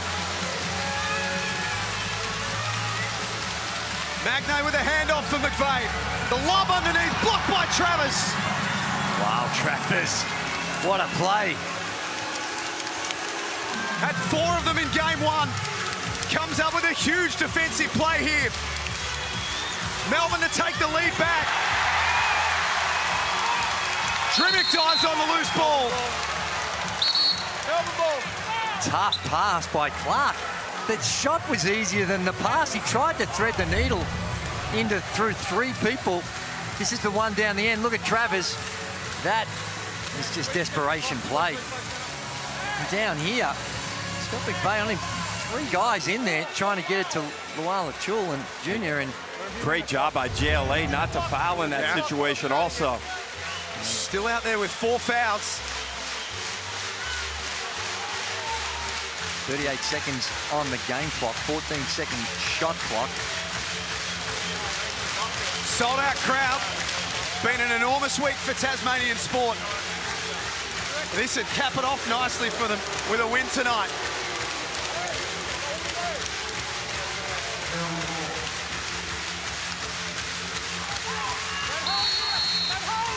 Dellavedova with the inbound duties for Melbourne.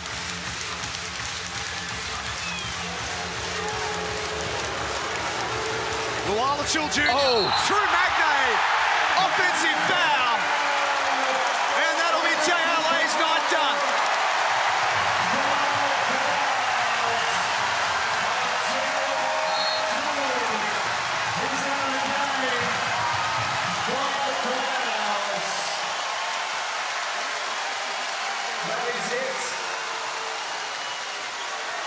He still thinks there wasn't a foul, but Dean Vickerman's made alternative plans.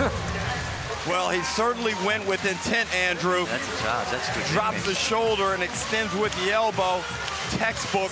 Great lateral mobility by Magne. Yep. He's planted and set. There's no doubt that's an offensive foul. Magne also playing with 4 fouls in that situation. JackJumpers get the ball back. Here's McDonald, denied by Hook Porty.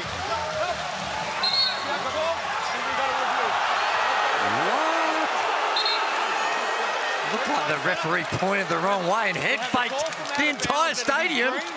He most certainly did. Not good timing. Correct. It is in the last 2 minutes, so these type of calls can be reviewed. Great block.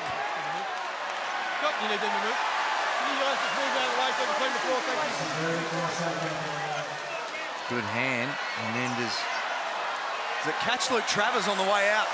Yep, I certainly did. And this angle will show it right here. Oh, maybe it cost his leg, but I think Paul Claudy still was the last one, even if he didn't, to touch it.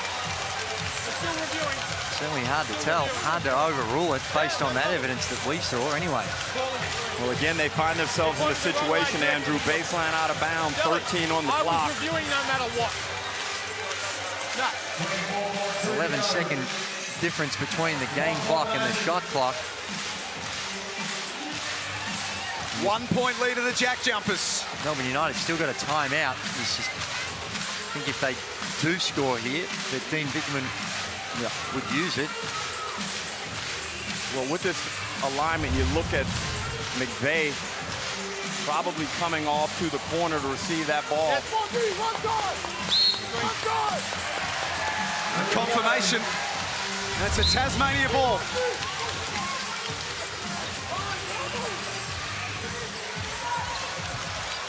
And they inbound to Drimmick. As that shot clock winds down to 7. Huge possession here for the JackJumpers. Doyle surveys his options. Dellavedova all up and in. Great defense. Great D from Dellavedova. McVeigh with the offensive rebound. Potential unsportsmanlike too.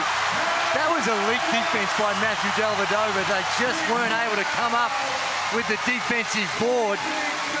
Well, full credit to Milton Doyle from that position to get a shot off that gets contact with the rim, effectively keeping the possession alive. He loses it here under all types of duress from Dellavedova.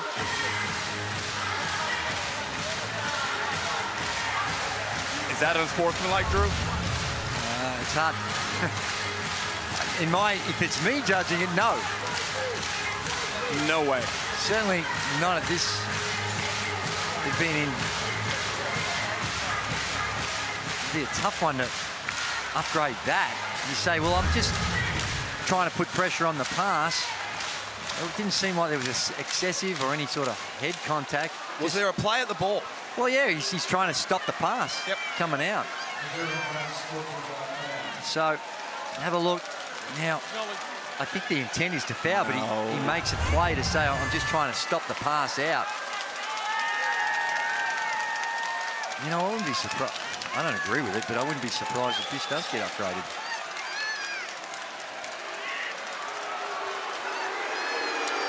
Icing the shooter as well, the longer this takes.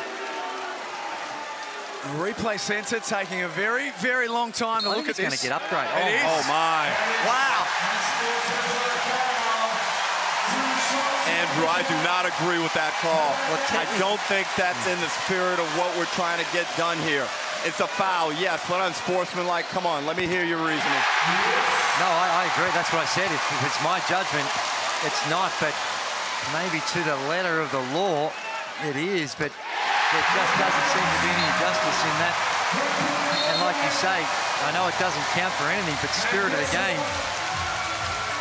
I think there is some justification for it.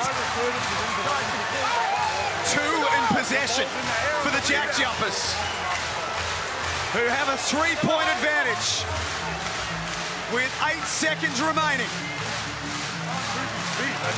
Any foul will send Tasmania to the free throw line.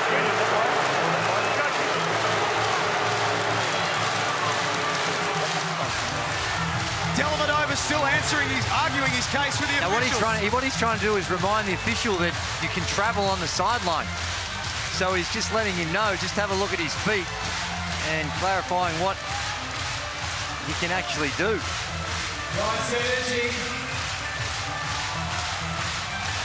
This place is about to become unglued.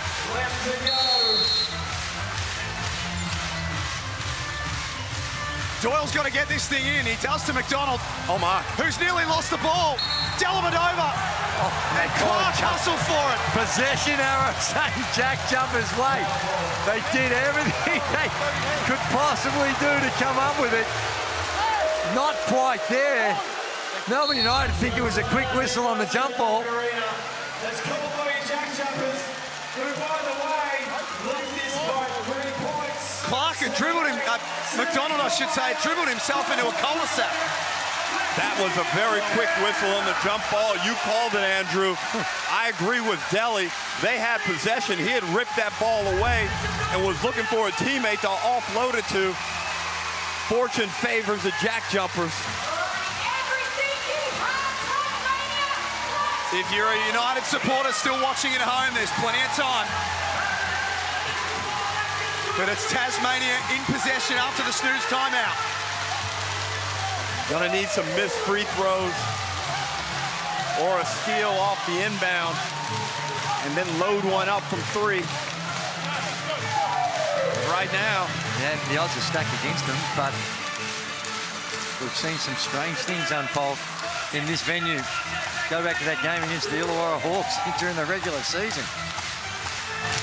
Well, I mean, we only have to go back 45 minutes in real time when Melbourne United 13, 15-point lead and in clear command at 55-40.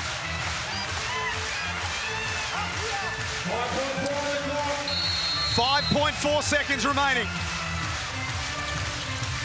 This time, a safer inbound to Steindl. Oh, they get it to one of the more reliable. He hasn't had the volume of free throws throughout the course of the season.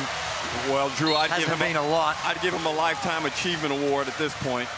Pretty reliable historically. Well, he's 89%. Yeah, that's pretty good. On the season. And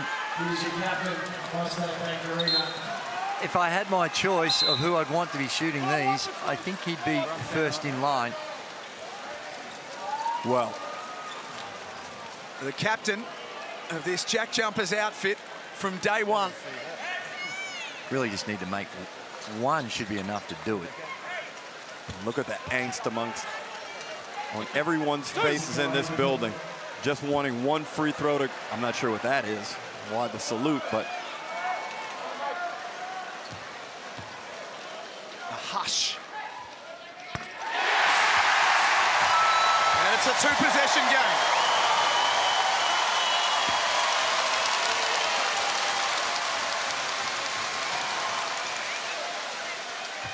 This one's in the book.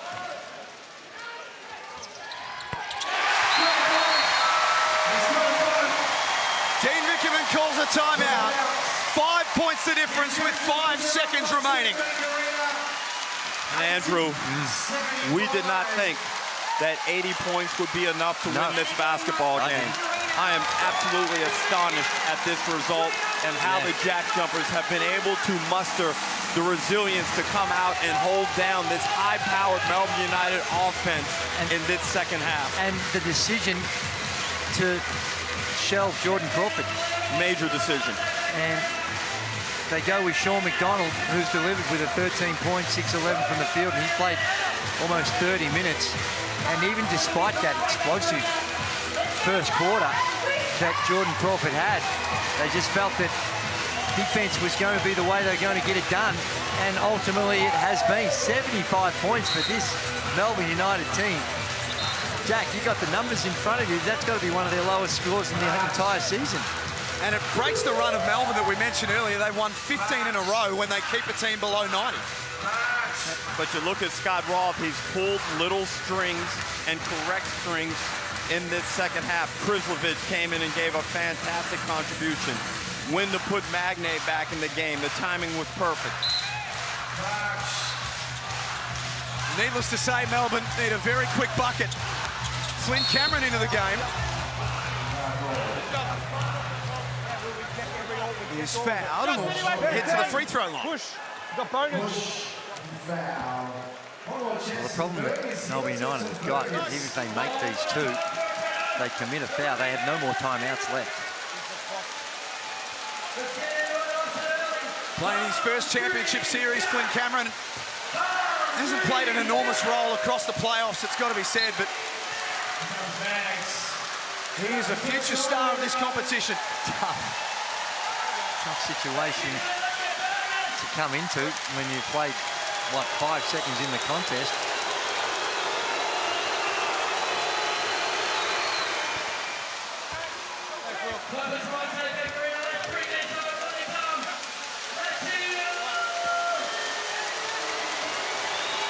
To bring it back to 3.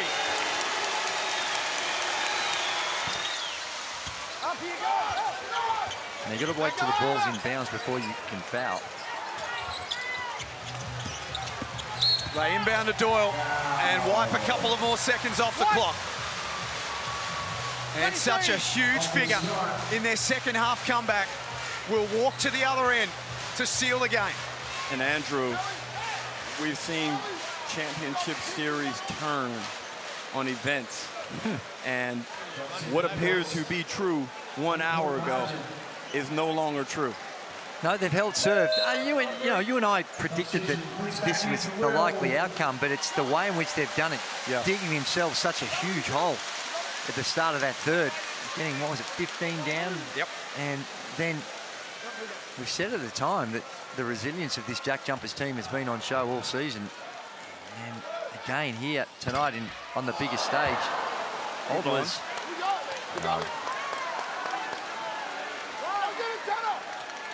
This needs to go.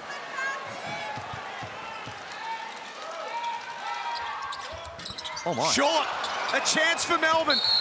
Dellavedova travels. Oh, belly. Wow.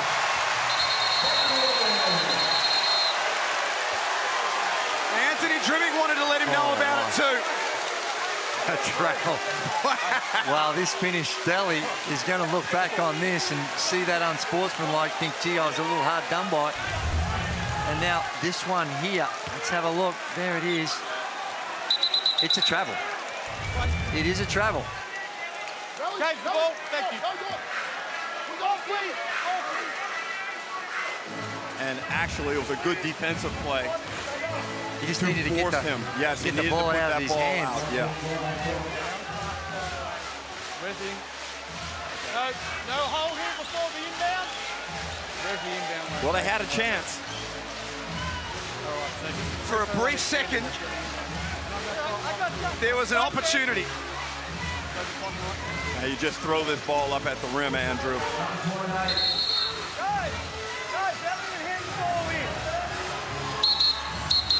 And there's hand fighting all over the floor. You know, this is where the Jack Jumpers, hey, let them hold him, let them do whatever they want, because the only way that you can lose this game is if you do something foolish.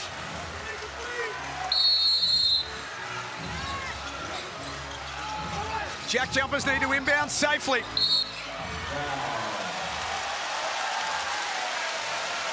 Doyle once again to shoot free throws, this time to close it out. And we talk about exercising demons from the free throw line. Doyle, 1 of 4 today. He's had a solid game. 11 points, 10 rebounds, 3 assists. But he'd like to finish this off properly and knock these two down.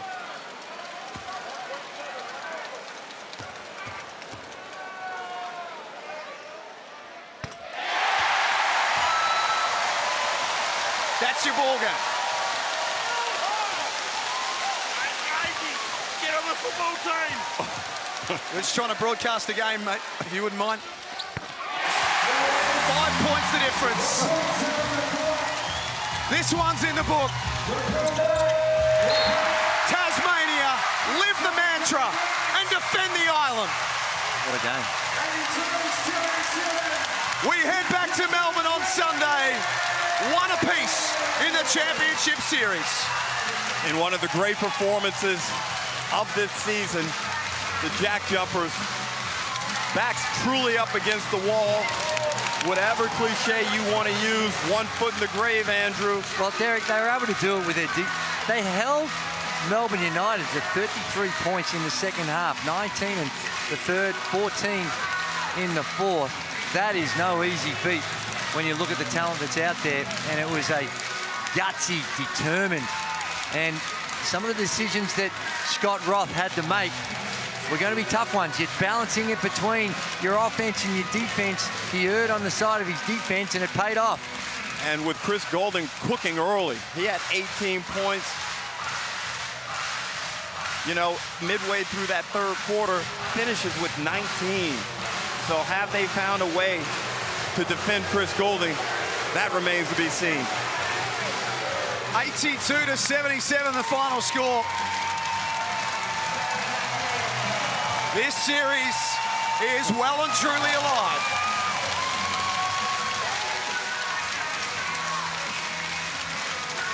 Jordan Crawford was the man that set them up early with 13 points. But Scott Roth went in a different direction back into the game. Let's get over to Joe Healy with Jack McVeigh. Yeah, thank you. I've got the Foot Locker player of the game with me, Jack. Scott Roth said towards the end of that fourth quarter, guys, this is winning time. Well, you did that. You protected home court, leveled the series. How does that feel? I mean, this series was always going to be a dogfight. The two best teams competing it out.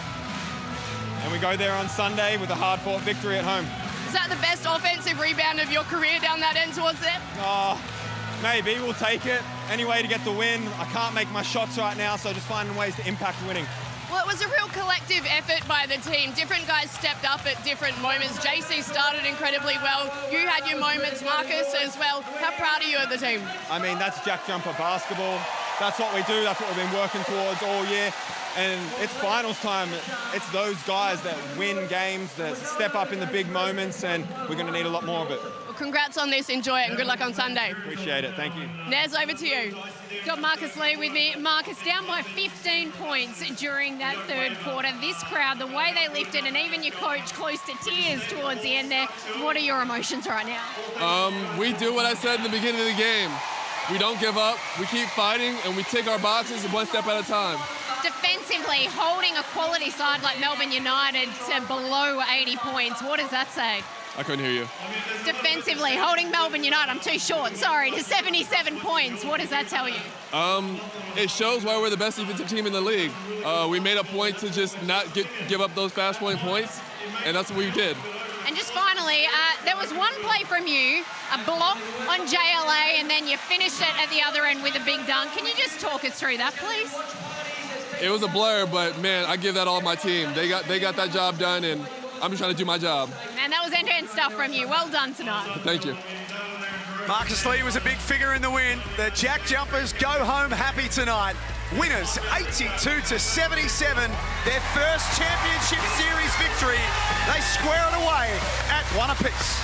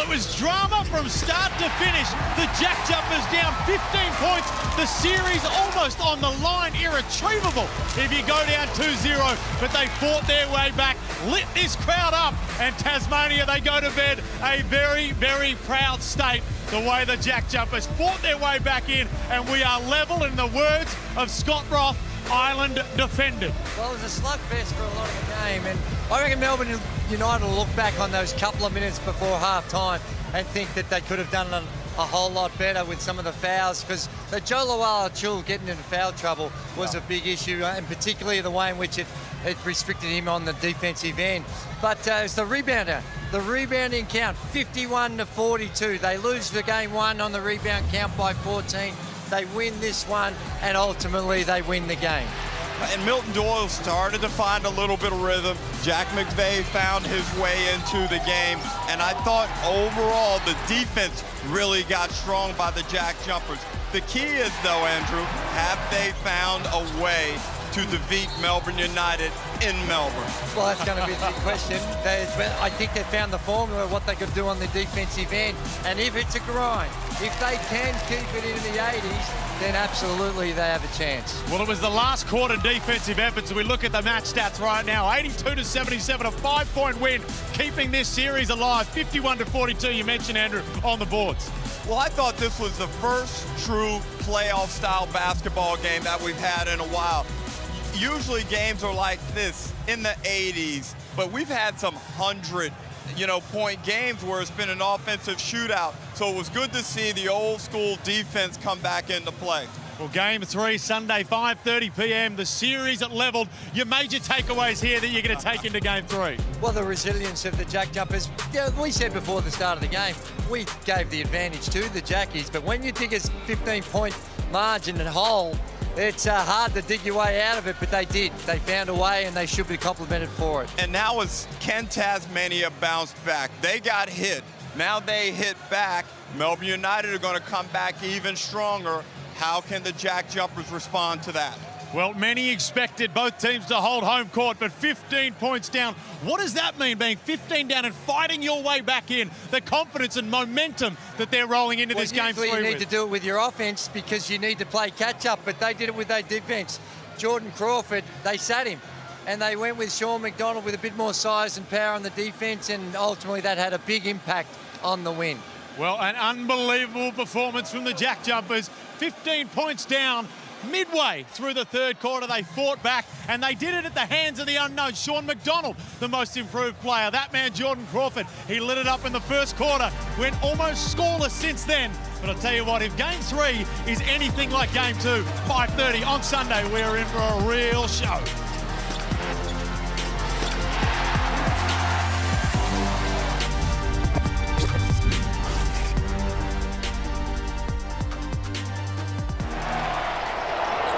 This program is brought to you by Hungry Jack's and Bunnings Warehouse.